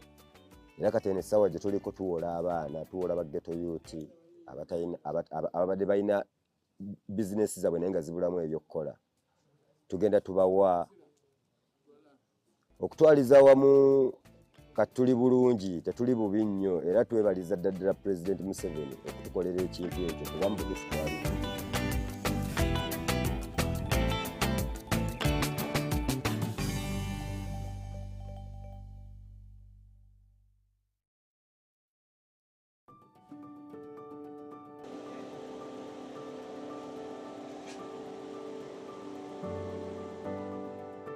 The project began in 2021 when the president bought this Emyoga. The circle, it has 435 members with 23 associations. When you move in the community right now, mothers, they have done a lot because they have saved and they have got money. They are educating their children. There is a difference right now, before when Umeme was introduced. For example, there is another association which saved their money. They bought a milling machine. They are earning money. Every day they are getting something for a living. They are not suffering. They are doing well. We have another association, now younger single mothers. Those girls, they dropped out of school because of that process of COVID. They end up getting pregnant. So when you try to move around, educate them, form associations so that they also benefit from this project. We got those girls. Now those girls, after teaching them, they picked an interest. When they picked an interest, we told them to begin saving. So when they saved like 1.3 something. They got their 4 million. They went and they bought an oven. They began producing cakes. They supply them to schools. They make cookies. They supply to schools. They cleared the loan, and even right now, they have saved. They have their 3 million on the account as I speak. I'm very grateful for the program of Imyoga, which was brought up by the president. It has really changed my life. Actually, I'm this girl who thought my life, maybe my future has ended there. Actually, I'd lost hope in everything. I was not earning, I was having a child, I was not getting enough, just washing clothes for people like that. So they combined us together as young girls, and we made a group of 30 people together. We didn't have any knowledge about Imyoga until they had to sensitize us about what Imyoga means. So we bought the idea, and we also joined the circle under Imyoga. So as a group of young girls who were 30, we received the 5M. We brought the idea of baking as a group because most of the people had that same idea of bringing baking on board. So we had to get a trainer who had to take us in that process of baking. We started making cakes, we started making daddies, snacks, and we started selling them. So we started with a small business of making like cakes for 500, these small ones. Like a packet has 50. So if we are to make like 4 packets, we get 120 when we have used the 40,000. So when you use 40,000, which means the 80 is the profit. So as a group still we had to sit and we think a way forward of the profit we are getting out of the baking. We started the saving process as the young girls. We started our own saving and we had to divide that money equally so that everyone earns. We didn't stop there, we brought in poultry. We started rearing those birds. So those birds have now grown, they can now rear eggs, and now those eggs we use them in our baking process as some of the products. I dropped out of school thinking that maybe I could not go back, I could not access school again. But under this Imyoga, the money we get in those savings, since we are young, still those mothers had to advise us that you are getting something. Can't you be able to go back to school? Imyoga is now there, the SAC is now there. They can give you the loan and you go back to school. As you bake, you make the profit, still you can be paying in installment. Me personally, I had to go back to school. I sat for my senior 4. Now this year I was in Form 5. Now I had to go to Form 6 just because of the Imyoga process. I'd lost hope thinking maybe my education had ended there, but when we started that thing, it had really helped me personally. Now I'm able to provide some stuff for myself. As I get that money, I can buy clothes for my kid. Myself, I can buy food for myself. So it has really helped me to reach where I am right now, and it has really been beneficial and encouraging to other people outside there. We have motivated and inspired other young girls outside there, and also telling them what we are doing is really good, and they also admire to do what? To join what we are doing. So we didn't stop there, even as we had to sensitize more groups. So 3 groups of young girls have also joined the ICE. So we have 4 groups, and each group having 30, 30, 30. So that's a total of 120 girls.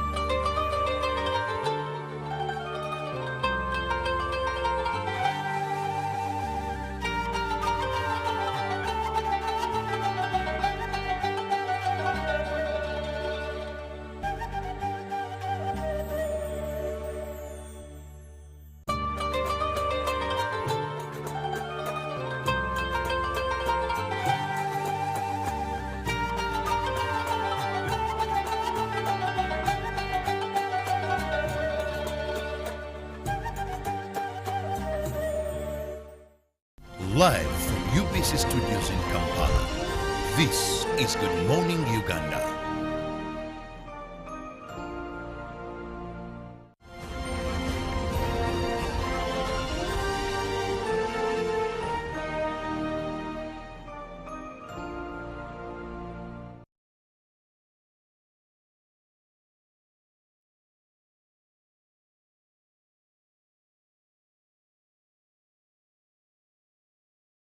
Pick of the day on UBC.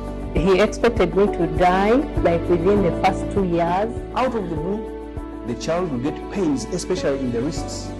And this happens commonly when children are starting to walk. Was brought to you by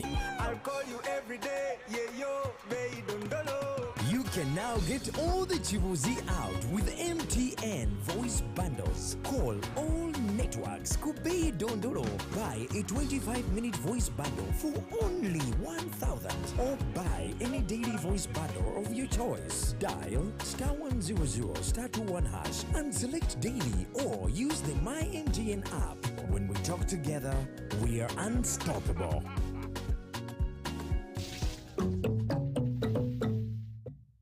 The government's core mandate is to maintain law and order, safeguard citizens' rights, and provide essential public services. Remember, one of the pillars of a roadmap is innovation and entrepreneurship. There has been this question of how are you protecting our indigenous seed? It's going to be a tall project that answers somebody's question. For the past 20 weeks, the front bench has brought you insightful discussions on governance, security, healthcare, justice, and commerce. When you go through this complicated procedure, involve the lawyers, you bring the case against him, the judge will hear you out and pass judgment, and you're out of court in record time. We remain committed to keeping you informed and engaged on key national matters. So these are huge, these are powerful organizations which now Uganda chairs.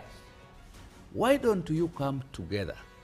If we haven't migrated to the e-card because of various reasons, including that not all the people of Uganda have smartphones. You can sit in your house, apply for a passport. If you have a Ugandan who has a successful logistics firm in the US, it means he can come to Uganda and do a lot more. Now airing every Monday at 8:30 p.m. with me, Jethro Kasaiji, your interface with the government only on your public broadcaster, UBC, Inspiring Uganda.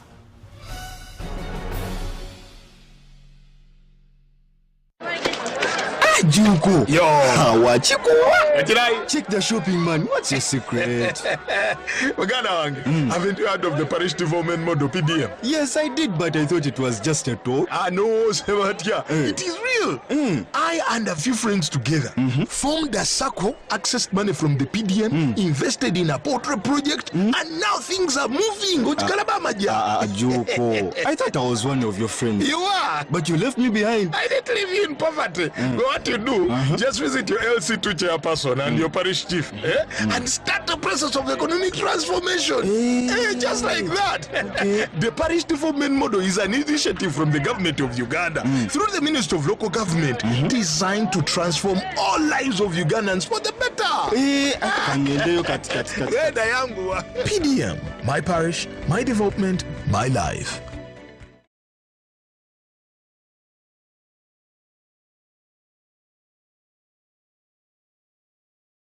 Live from UBC Studios in Kampala, this is Good Morning Uganda.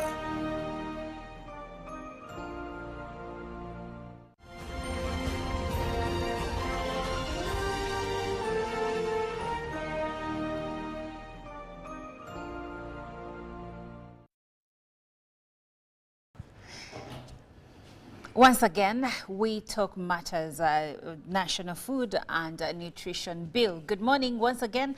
My name is Olive Monica Najoma. Thank you for being a part of this program. And if you joined us right from when we started, thank you so much for being a part of Good Morning Uganda. We are coming to you live from the broadcast house here at Nile Avenue at Uganda Broadcasting Corporation. And today we delve further into the national Food and Nutrition Bill, which is a legislative proposal in Uganda aimed at enhancing food security, nutrition and food safety across the country. The bill seeks to address various challenges related to food availability, quality and the overall well-being of all Ugandans. And joining me to have this conversation is an expert in anything and everything food, and that is Mr. Chariton Namwoza, who is the CEO Nogamo, which is the National Organic Agricultural Movement Uganda. Good morning, Mr. Namwoza. Good morning, my sister Monica, and I'm happy to be here. Oh, okay, I'm glad to have you. And earlier we did touch on this subject, but you being an expert in organic food, in food systems, I think you will give more credence to the conversation, much more than we ever could, because you're speaking from the perspective of someone that breathes and walks and talks everything and anything food. Indeed. Now, let's have a look at the objectives of the bill. Please help us understand some of the objectives, because from what I know, I see that the bill seeks to address issues like establishment of food reserves, promotion of nutrition and food safety, support for breastfeeding mothers and children, responsibilities of household heads, multi-sectoral approach, among others. Help us understand, break this down for us to understand. First of all, our viewers ought to know that every legislation or policy or regulation is directed at a problem or challenge. And in Uganda, much as we are endowed with the most conducive climate, arguably the most conducive climate, with good soils, with fantastic people that understand how to work their land and cultivate food. And these, of course, are reflected in our national anthem. We have a challenge of food insecurity. We have a challenge of nutrition, where there is a lot of malnutrition, children stunted. We have quite a number of food shortages, time and again. And all these amount to a big challenge, and that's why this food and nutrition bill is being put forward. And some figures here that we ought to know. About 40 to 50% of the food that we produce in Uganda goes to waste, for instance. And much of that food, because of the way it is handled, is not safe. It's not fit for consumption. And that, of course, speaks to how we handle it. It speaks to the infrastructure for handling it. But also, one issue that is very clear is that when I was growing up, we saw our fathers and grandparents with what we call granaries. Today, when you traverse the country, how many homesteads have granaries? You will also realize, and with shock, that as a country we do not have national food reserves. So if there is a hunger problem in Karamoja, we can't easily put together food to distribute it to our people in Karamoja. And we keep talking about Karamoja because I think it is one of those regions that have harsh conditions, and it has been constantly associated with food insecurity. But apart from Karamoja, we also have a number of issues that knock at our doors. For instance, you recall the landslides in Bududa the other season, and they continue happening. All these can cause food insecurity, because then you are not in position to go to the garden and grow food or harvest your food. But also, apart from that, issues of climate change, floods coming and sweeping, and then you have prolonged drought and all these things. All these come into play to dictate whether you're food secure or not. So this is the objective of this bill. And so it seeks to ensure that at the national level, we have food reserves, but also at the micro level, at the homestead level. Every homestead must have a granary. It must have a place where to store food. When you harvest your food in plenty, it must be kept in a good place. Okay. That also speaks to safety. And the other thing is there are punitive measures. If a homestead doesn't have food, who is responsible? The husband or the head of the family is required to provide food, because food is a basic right. Every person is entitled to food. So if it's not available, someone must be responsible. So in a homestead, the head of the family, or in this case, according to our culture, the man in the home or the husband is responsible for putting food on the table. And this bill puts in place punitive measures for fathers that are careless or not taking their responsibility to put food on the table. And it's interesting, they'll go to jail. You can go to jail for 12 months for failing to put food on the table. If you put bad food also on the table, food that is not fit for consumption, you can go to jail for 6 months.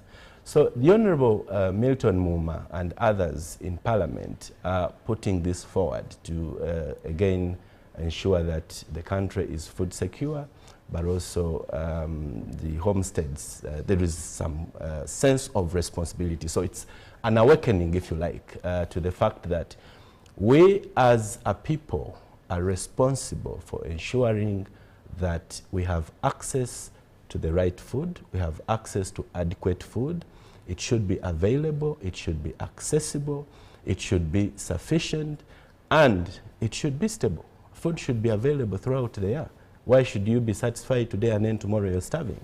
So all these are important, and that's what the bill seeks to achieve. Okay.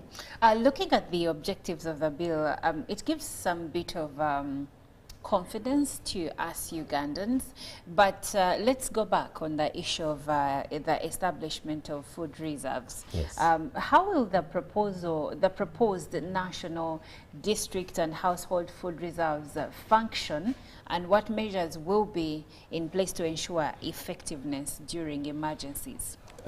First of all, there are things that we can do. Obviously, government needs to apportion a budget to ensure that we have these national reserves at the national level. And we know that certain places are good for certain kind of, crops or food items. We have the banana cropping system in the central region and the western region, coffee intercropped with banana. We have grains in the eastern part of Uganda and part of the central, and now as you go to the north, quite a number of farmers now are growing maize and sorghum and millet. These can be dried and conveniently stored. And so we can have, where there is a bumper harvest, the government can invest in, let's say, putting a portion of that food in our reserves. In well-built, if you like, silos or storage areas. But also that can happen at the district level. The district budget, part of that budget can be allocated to that. And also the central government can put some money also at the district level, just to make sure that we have reserves at the district level. So that it's not just at the national level, but also at the district level, because it also addresses the other aspect of food security, is the food utilizable. The culture here, if you give me matoke and I'm from the north, I am not going to appreciate it the way a Muganda here would appreciate it. If you give me, of course I know you're going there. If you give me Mboli in Busoga, yes, you've sorted me, because and Duma, you've sorted me. If you give Mboli to someone in Western Uganda, they will look at you. They will think, oh, you are joking. So it's at the district level. Let's have the infrastructure for storing food that the culture in that district will appreciate. And away from that, of course, at the homestead, let's ensure that every household has a granary. And we're not talking about expensive granaries, because this could be another challenge.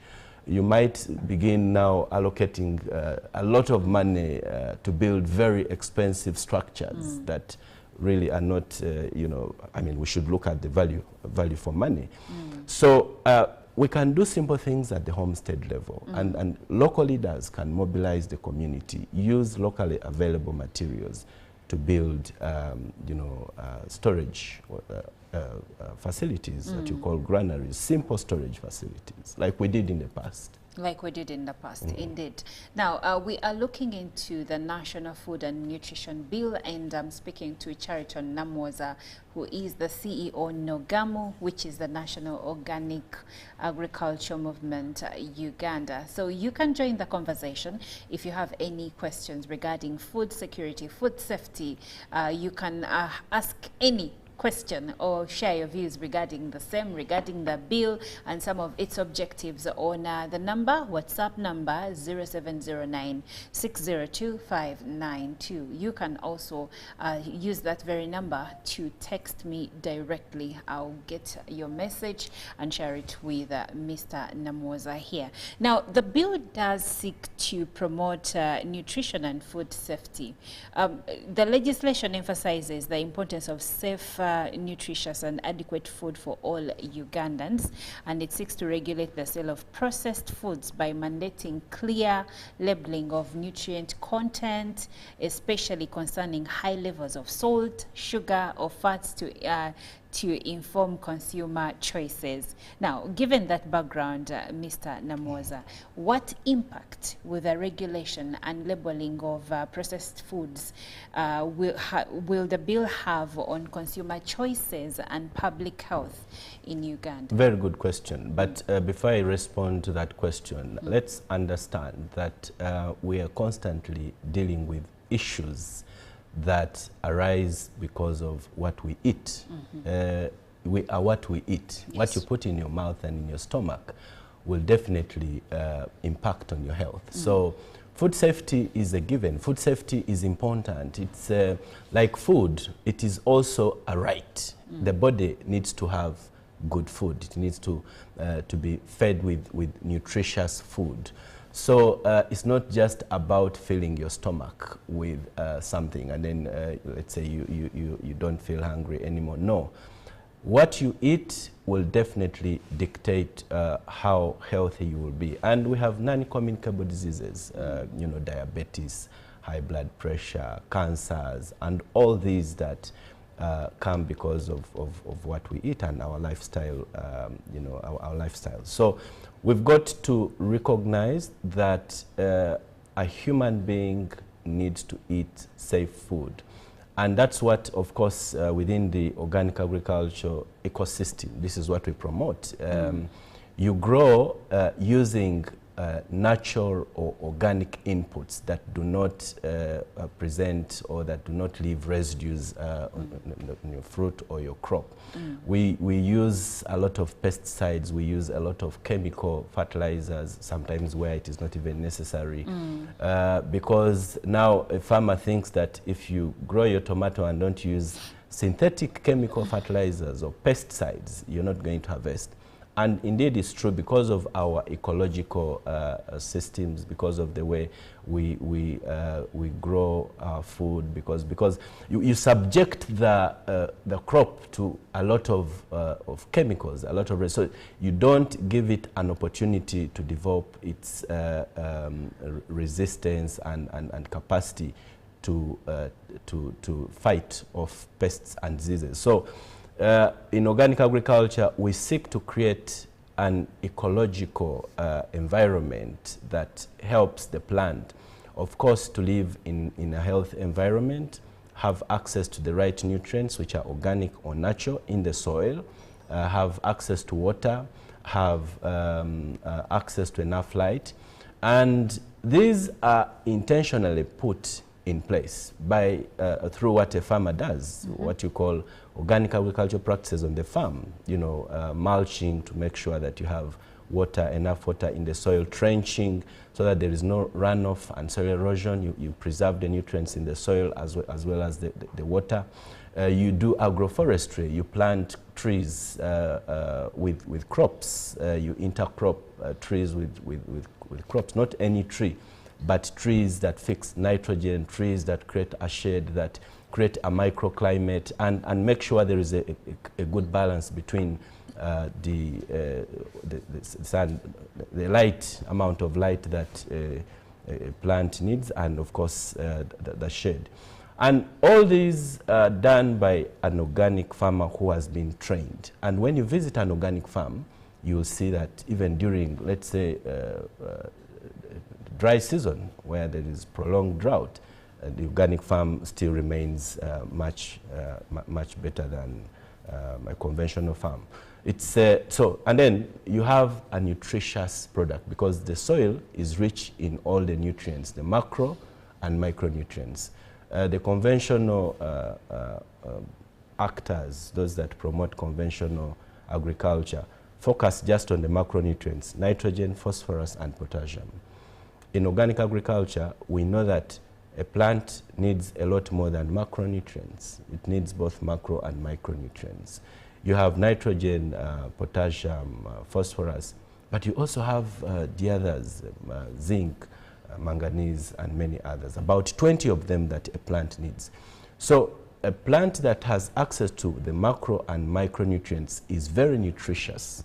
You get a mango that is loaded with nutrients that the body actually needs.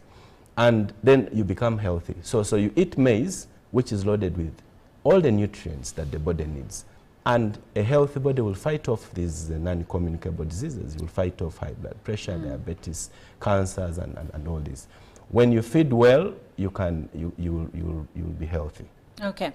Why does that leave these organically, is it, no, I can't use the word organically, but these enhanced foods, I'm forgetting the name, the ones that people, organic farmer, genetically I know, enhanced. I know. Yes. I can read, that's where you're heading. Yes. So, you see, genetically modified organisms, GMOs, are plants, or if you like, organisms that have been altered in terms of their genetic composition.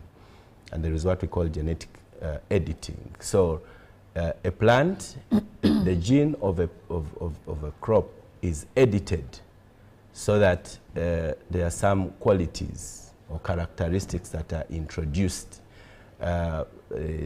Sometimes, of course, the claim is that it can respond to prolonged drought or harsh weather conditions or pests or some disease.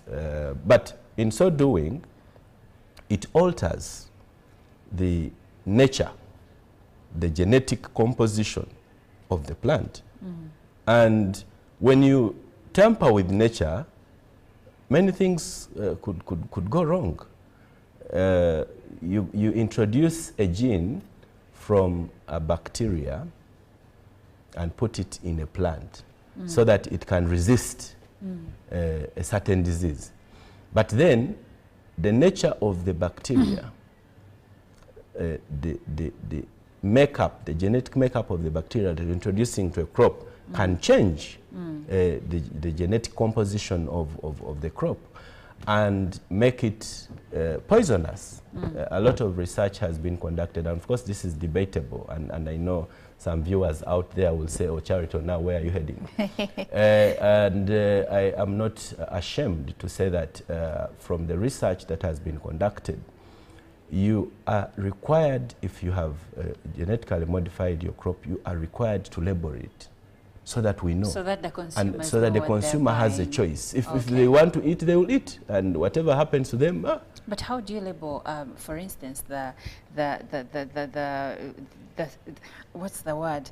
The products we buy from the market. You go to Nakasero market, you want mangoes, you get your mangoes. You go to whatever market in this town. How do you label those ones? Now let me say this briefly, because I have a few questions here. Yes, and dear viewers, the truth is that in Uganda and in most economies in Uganda, we have not yet reached a level where we can appropriately label some of these products. Because look at the market infrastructure.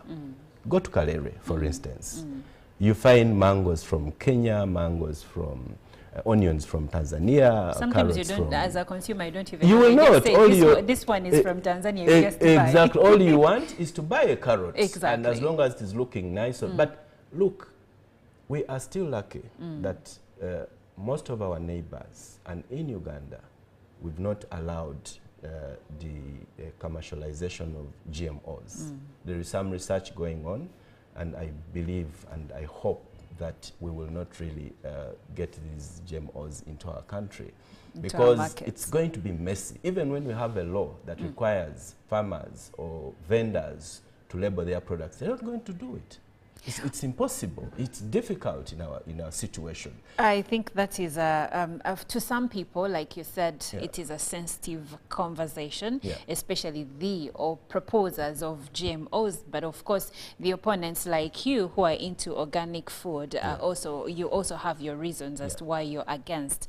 And I think that's a whole other conversation. But anyway, I have a comment here from Leah, and she says it is not the granaries, but the food to put in the granaries.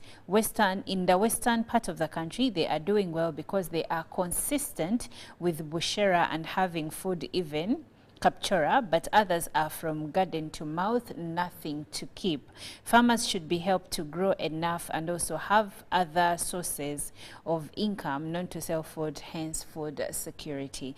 Briefly, we have just 3 minutes, but kindly respond to that. And that is, I think, a true observation. We have an issue with production and productivity. That's the other thing. So, and that addresses the other aspect of food security, adequate food. If you have your 1 acre of land, how much can you harvest from that 1 acre? So production and productivity is critical.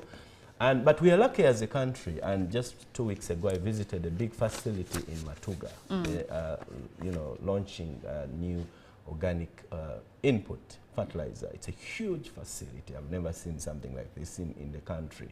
But apart from this, we also have several now that are coming up. And not just the big facilities, but also micro facilities. We have young people here in Uganda that have invested in producing fertilizers that would impact positively on the yields. They increase the yields.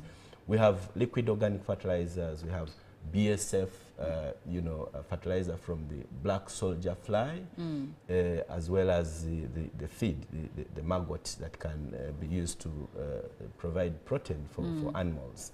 We have quite a number of people that are producing pesticides and fungicides and probiotics for increased milk production, egg production, fish and beef. But the truth is that we have an issue around production and productivity.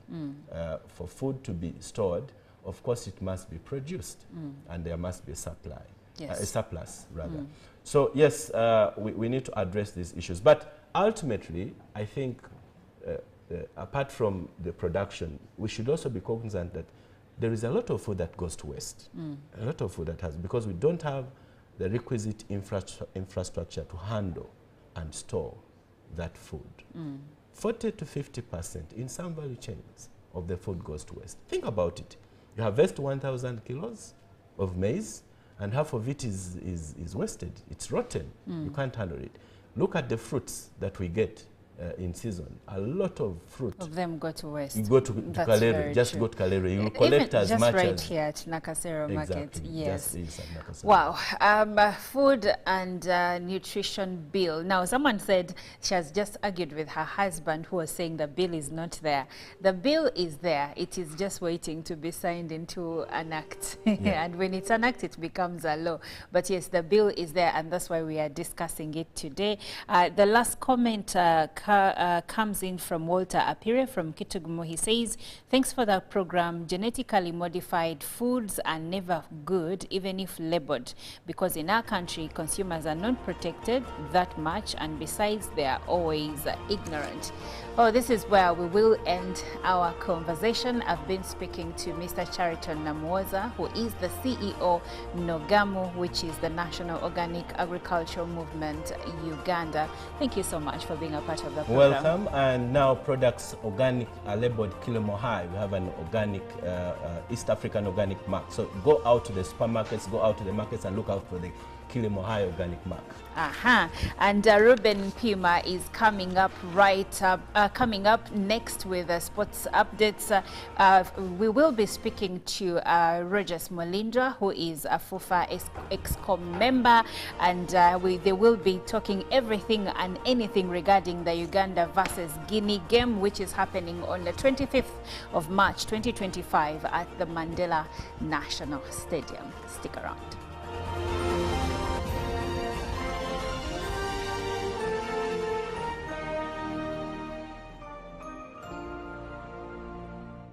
Live from UBC Studios in Kampala, this is Good Morning Uganda.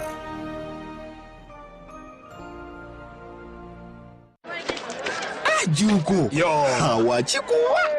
Check the shopping, man. What's your secret? Haven't you heard of the parish development model PDM? Yes, I did, but I thought it was just a talk. No, Sebatia. It is real. I and a few friends together formed a circle, accessed money from the PDM, invested in a portrait project, and now things are moving.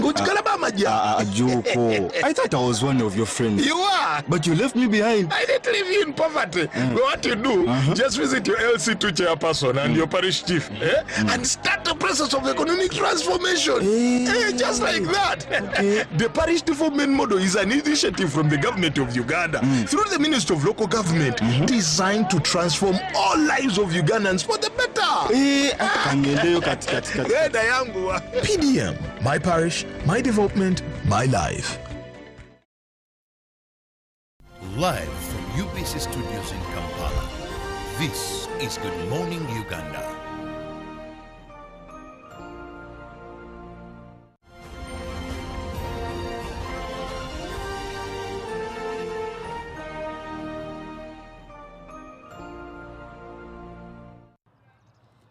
Well, it was not bad, but you know, in the beginning it's always difficult because a lot of players who didn't arrive yet, so it's always difficult. Then you have to pay attention because you cannot double up positions, so you have to be careful. But I found it quite good. They understood the tactical side of the training, and they make the progression during the small game we played, so I was quite happy with the performance. So there are players who been playing yesterday, will come take the plane today, will arrive tonight, tomorrow. We have players who will play on the 17th, who will arrive on the 18th. So it's always difficult, but we're going to try to do our level best to get a team on the field.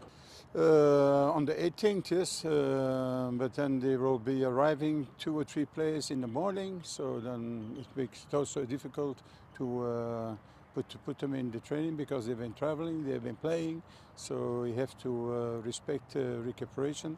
So we have to see how we're gonna manage. It's always give a very good feeling as a national team coach when you see the support, when you feel the support, when the support is the Wow, good morning. My name is Ruben Pima, and I promised yesterday that I would have the big man himself in the studio.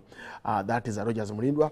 The matter of discussion would be the 2 games, World Cup qualifiers, that is Uganda, Mozambique against Uganda, then the home game where Uganda will be hosting Guinea. So we saw it important to invite FUFA officials, and of course Rogers, when you call upon him, he picks the call and promises, and delivers. Delivering, I mean, he gets into studio to discuss matters of the World Cup qualifiers. Ruben, once again, I'm in the company of Rogers, take you through, and of course, like I said, you're going to be discussing the Cranes 2 engagements. That's away against Botswana, in Egypt, and of course at home on the 25th of this month in Nambole against Guinea. Rogers, good to see you. You're looking smart. Is it NRM or it is a FUFA? Or both? It is Uganda. You see, when there is peace in the country. So I would attribute this to the president of the country, that the country is well governed. Okay. I'm surprised the one time you looked very young, now you're also growing. So, but I've grown, Bulindwa. But to our viewers, good morning. Rogers Molindra True is my name. I'm an executive member of FUFA. I'm also the chairman of the board of Ham Stadium Nashville.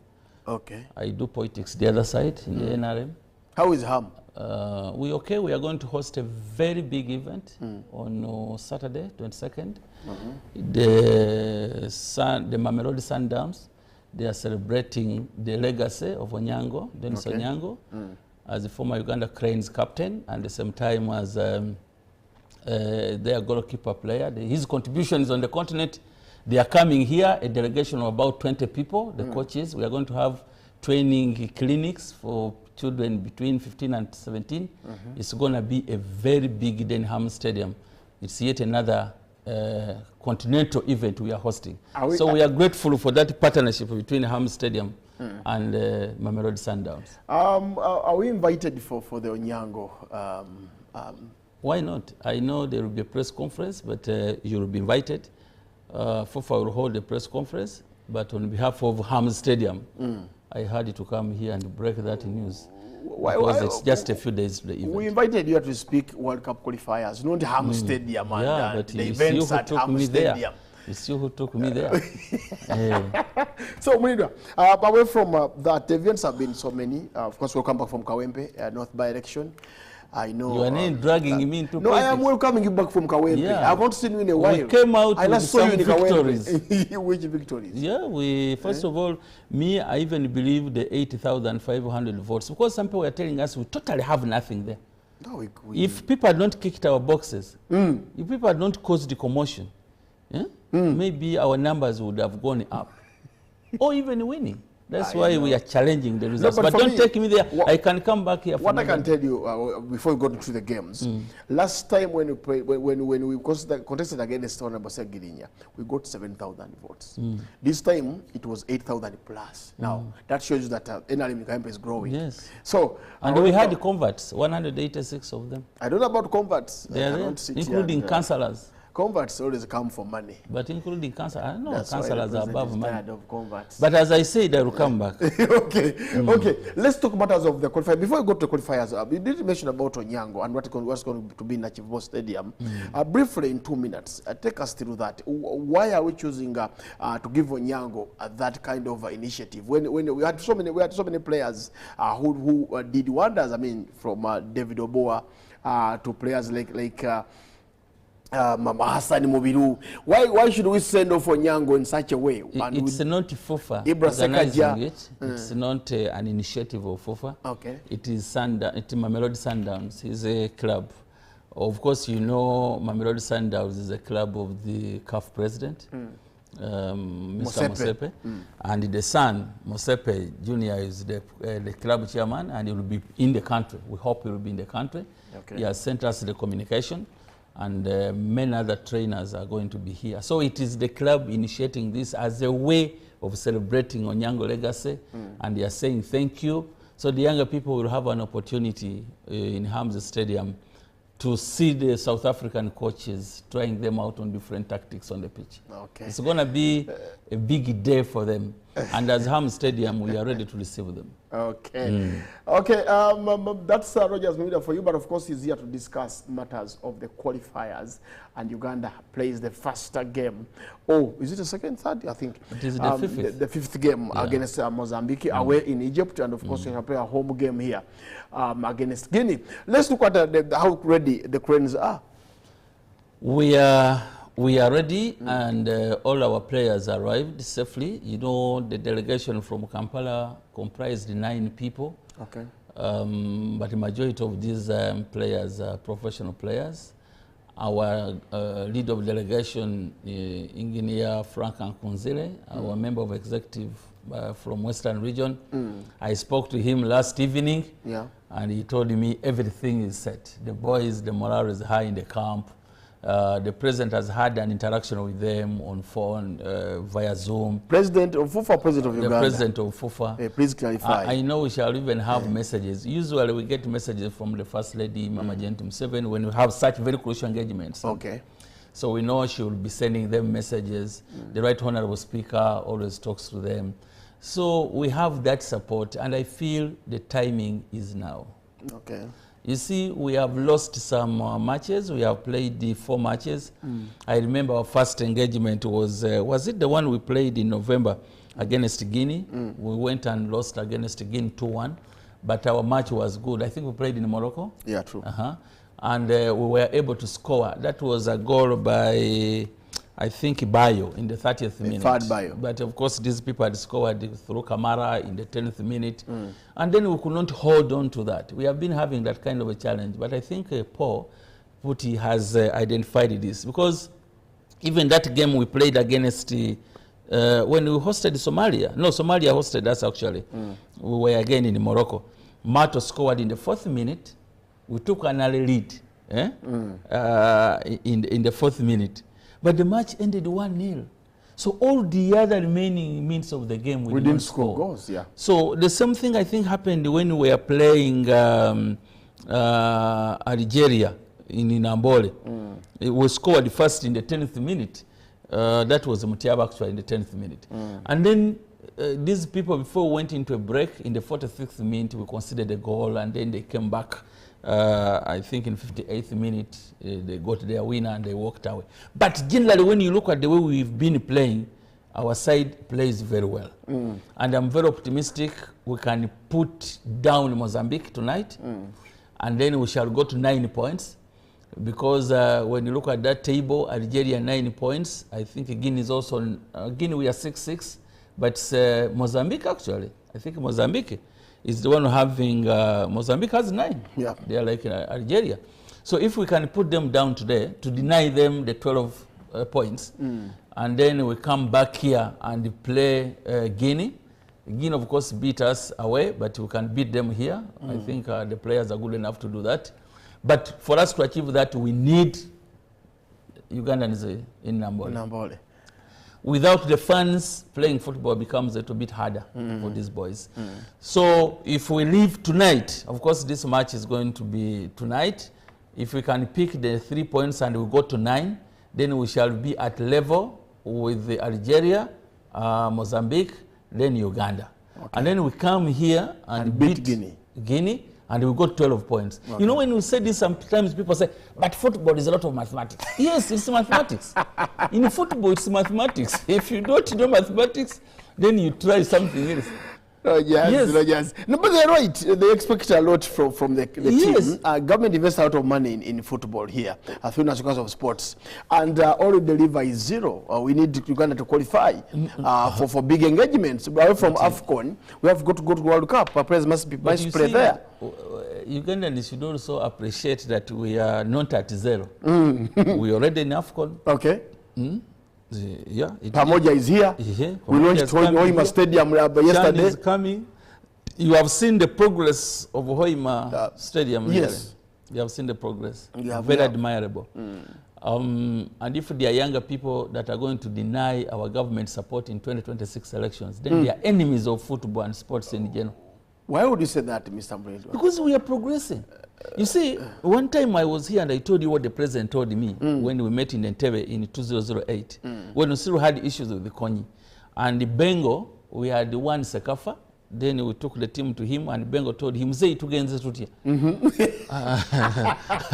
And Mzee didn't know, he said tugenze tutia. Tuli demere tukenze vichirega Benga, abuza Mzee, Mzee tugenze tutia. Then Mzee hold the Bengo by the right hand. And he said, what's the issue? Mzee twagala kusenda.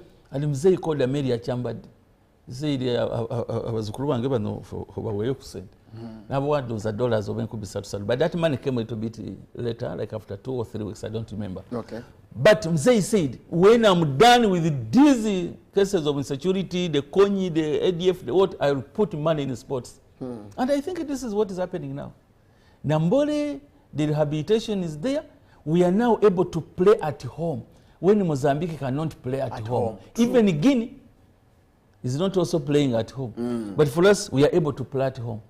We have that stadium now, Hoima, the way you saw it, I think by December it will be done. True. And then we shall have another very good facility. Actually, when you go there, you can't believe it's 20,000 seater. It looks something very big. But okay, even AFCON coming here is not a joke. So we are not at zero.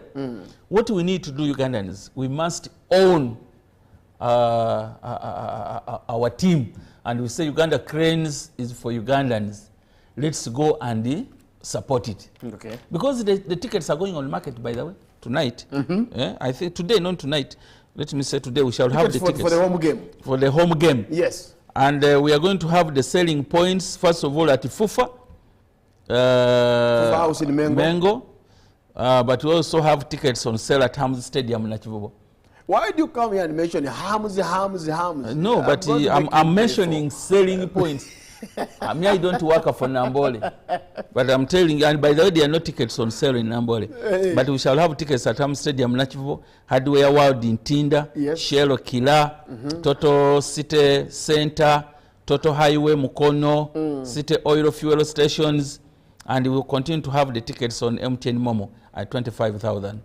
But the other ones of 20 for the early bird, those ones closed on Sunday. So these tickets, the sales selling points are there, but the ordinary ticket is 30,000. There is silver at 50,000, platinum at 150, platinum family of 6 people at 900, and we're also giving you platinum of 8 people at 1 million. And of course, these platinum tickets come with many other advantages, the refreshments for you at half time, the way you attended to and you are ushered in, your seats will be available so long as we are aware you are coming. Okay. You can choose to have your family for an outing on that match day. And the match will be at 7 p.m. Yeah. And on a Friday? On a Tuesday. On a Tuesday. Usually people have been telling us weekends are busy. Some of us are Adventists, we are in the church. When you put it on Sunday, the Catholics and the Anglicans and the Seventh-day are busy in the church. On Friday, there are also issues. Now God has answered your prayers. The match is on Tuesday. Let nobody deny somebody an opportunity to watch the Cranes because of the office work. Be patriotic. Allow our people leave the office and then go and cheer up the national team. When we fire them, are you going to employ them? We shall take you on. If you say we, you the who? The government. Oh. Yes, now I'm not talking as... What if I'm a private employer? Be patriotic even if I am a private employer. I need my staff around until 10 p.m. Apart from the medics, don't abandon people in the hospitals because you are going to watch football. No, they can watch via UBC. But they can watch on UBC, which is okay. But for these others, lawyers, but even the teachers, I think, the teachers, please, if you have a lesson that time, go and teach. But the others, the business communities, let's go and support the team. You are commanding people to come and watch the game. Do they even have the money to pay for the game? They do. Why would you put the game at 30? If you wanted everybody to come to be on board, put the game at 10,000 as FUFA. Yes. No, but so that the Mulondos and the Ratoros here can attend. Should I tell you? Go ahead. If we had put a match at 10,000, we would be calling for death in Nambole. Go talk about it, by the way. Everybody would be paying the money. But you're calling up everybody to go to Nambole. Yeah, but 30,000 is a limit. To you. To some. To you, it's little money. It's pocket change to you. They don't have the money. I'm telling you, I have watched people in Nambole on the match day. When they are hunting for tickets, we have put at 25 and they buy them at 50,000. I've seen it. On the black market? Yes. What people do, they come and buy tickets. Somebody will come buying 5, 10, 20, and he has 100 tickets in his possession. And on the match day, that person sells valid tickets, but at 50,000. And the Ugandans buy them. What a profit you get. And the Ugandans buy them. And they buy them. And now I'm telling them the tickets are going to be at Hams Stadium at 30,000, FUFA, at where, Shell, where. People are not, some people are not even listening. They will say, last minute. And it's not because they don't have the money now. I don't know. Ugandans are like that. Do you know that there are Ugandans who don't have national IDs up to now? Where are they? They must be in Luwero, where you come from. No, even here, where you were seated. Hey. If you paraded all the workers here and tell them to angalia your national ID yako, wengine watakimbia. Some people are funny. I'm telling you, I put a checkpoint there at security, and I say every employee of UBC who is coming in, Wachi niangalie hiyo national ID yako. Wajua kulaba nga abantu they are turning vehicles back. Okay, let's take the qualifiers. What was I trying to mean here? That Ugandans love last-minute things. Until you want to get a passport, you don't get a national ID. Until you are aware elections are coming, you don't get a national ID. And even now with the football, people will wait until they say the team has arrived, the match is today. Then they go to buy tickets. Go and buy these tickets now. They are going to go on the market today by immediately. Take us to the centers once again where you can get the tickets, Rogers. Yeah. Because one would love to know finally that I can go and get tickets from this center. They are the genuine tickets. So take us through the centers. At Fufa House in Mengo, our merchandise shop. That is where the Fufa House is. Are there also Queen's t-shirts in Mengo? Yes, they are there. So please come and buy your t-shirts. Okay. They are there. So there you'll find the tickets. You don't need to worry. All categories are there. But you can still buy tickets on the MTN Momo. Yes. But as I said, the other one of the early bird, the 20,000 are over. We closed on Sunday. We are now selling the 25,000, which may close shortly. Then oil fuel stations in Kampala. All oil fuel stations, whether Bakuli, whether Kampala Road, please, you'll find them there. Toto Highway in Mukono, for Mukono people and those from Eastern Jinja, the Busoga, you can as well stop there, buy your ticket and get back. And Toto State Center here in Kampala, it is there. Shelo Kila, you have the tickets there. Hams Stadium Nachivubo, you got the main entrance, the tickets are there for you. Hardware World in Tinda, the tickets are there for you. All these selling points, the value of the ticket is the same. And please make sure when you go to buy your ticket, you don't buy from outside the shops. You go and buy from inside there. Let nobody tell you we are selling tickets, because Ugandans are funny. You'll buy a fake ticket, yeah? Even now, somebody may choose to sell a fake ticket, but we shall get you at the entrance. When I was commanding the Eastern Gate, where the president always puts me, the FUFA president, I had like 36 people arrested because they had these fake tickets. And when I asked them, where were you getting them? There was one selling point in Chileka. That people, instead of going in the shop, somebody was positioning himself near the fuel station and says, the tickets are here. And they were buying them at 30 instead of 25. And they were fake. But later on, we released them and we cautioned them that we know you appreciate the game, you want to watch the game, you support the game. Maybe you were misguided by your brains. You go by next time, do the right thing. So this time, please, go and buy your ticket early. And don't tell lies. Some of you buy fake tickets and then you come to the entrance and you say, Najiguza kufufa. Mwaba fufa muli babbi. Why do you miss heaven over this small thing? Come and tell us the truth where you got it. We are not going to arrest you. Okay, Rogers, away from the tickets into the Cranes camp. Sometime long ago, we used to have players complain about bonuses and allowances. So our players taken care of where they are in Egypt right now, in terms of allowances, in terms of bonuses? Of course, we committed ourselves as FUFA, and we have always lived to our obligation as a federation. And if there are things that I really credit my federation president, is that enumeration of our players. In the previous campaign, I remember there was a campaign where a player got over 100 million in total. I think that was 2019 when we qualified the second time. And players made investments. I visited the late Fred Kajoba's home before he passed on, and he showed me a building he put up in the village along Mitiana Road there. But even the players themselves were showing us very big investments. Those who have the art and the brain to invest. Yes. Of course, there are others who could spend money on alcohol and the other things, marrying women one after the other. But and you would bring in women at a certain point. Yeah, because they think it's part of life. You and women are compatible. But you see, beautiful women will always be here. So the one you have is beautiful enough to cut across generations. So, but those really, so what in brief, what I'm trying to say here is that the bonuses, like the winning bonuses, of course, that comes after the game. We may not pay the money immediately, like today you have won, tomorrow your money is here. Okay. But these players are aware the money goes into their accounts.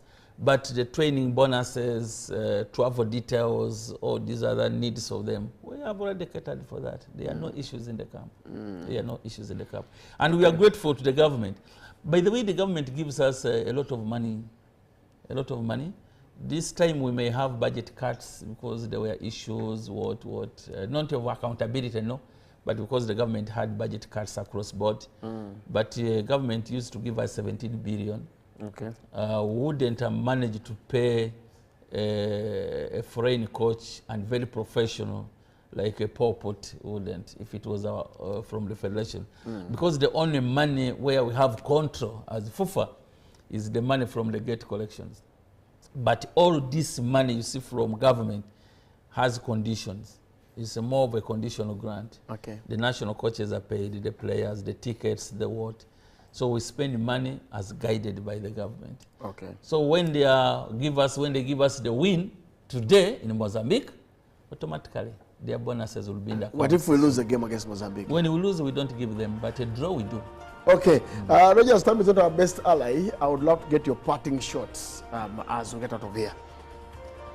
I want to remind Ugandans that where we are right now, in this group, are we in a group,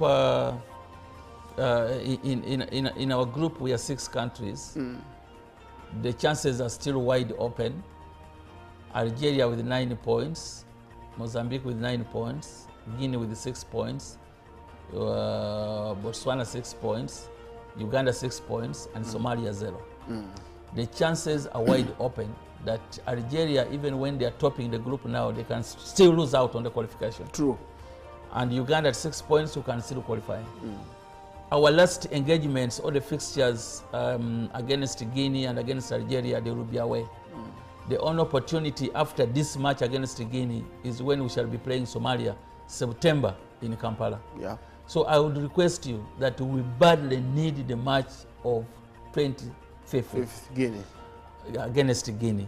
And it's a must win for us. We want the 3 points if we are to go to World Cup. Okay. We committed ourselves that we want Uganda to be in the World Cup. Even when we don't top the group, there is an opportunity that the best losers will have to play the playoffs. And I think we can get there. Can we be together and we make history? You as the government, you've done your part. The players are committed on the pitch, but now the fans. Can you please join us in Nambole, and then we write history together. Thank you so much, Rogers Mwinda, for making time to come to studio and talk matters, World Cup qualifiers. And of course, the cranes are ready in the double encounter. We're praying about Mozambique, away in Egypt, and of course at home in Nambole. So like I said, we need to go and be the 12th player in Nambole. Let's go and support the team. And for those who thought Rogers would come with complimentary tickets, I'm going to ask him off air whether he has those which I'll give away tomorrow. No, I don't have the complimentary tickets, but I have picked the idea. I can forward to the president. Okay. And then our communications director, Ahmed Hussein, can see how to handle. All right. That will be 100. We shall give them out tomorrow. So you can tune in tomorrow. But of course, for us, me and Rogers, wish you a fantastic and blessed day. Bye for now. Thank you.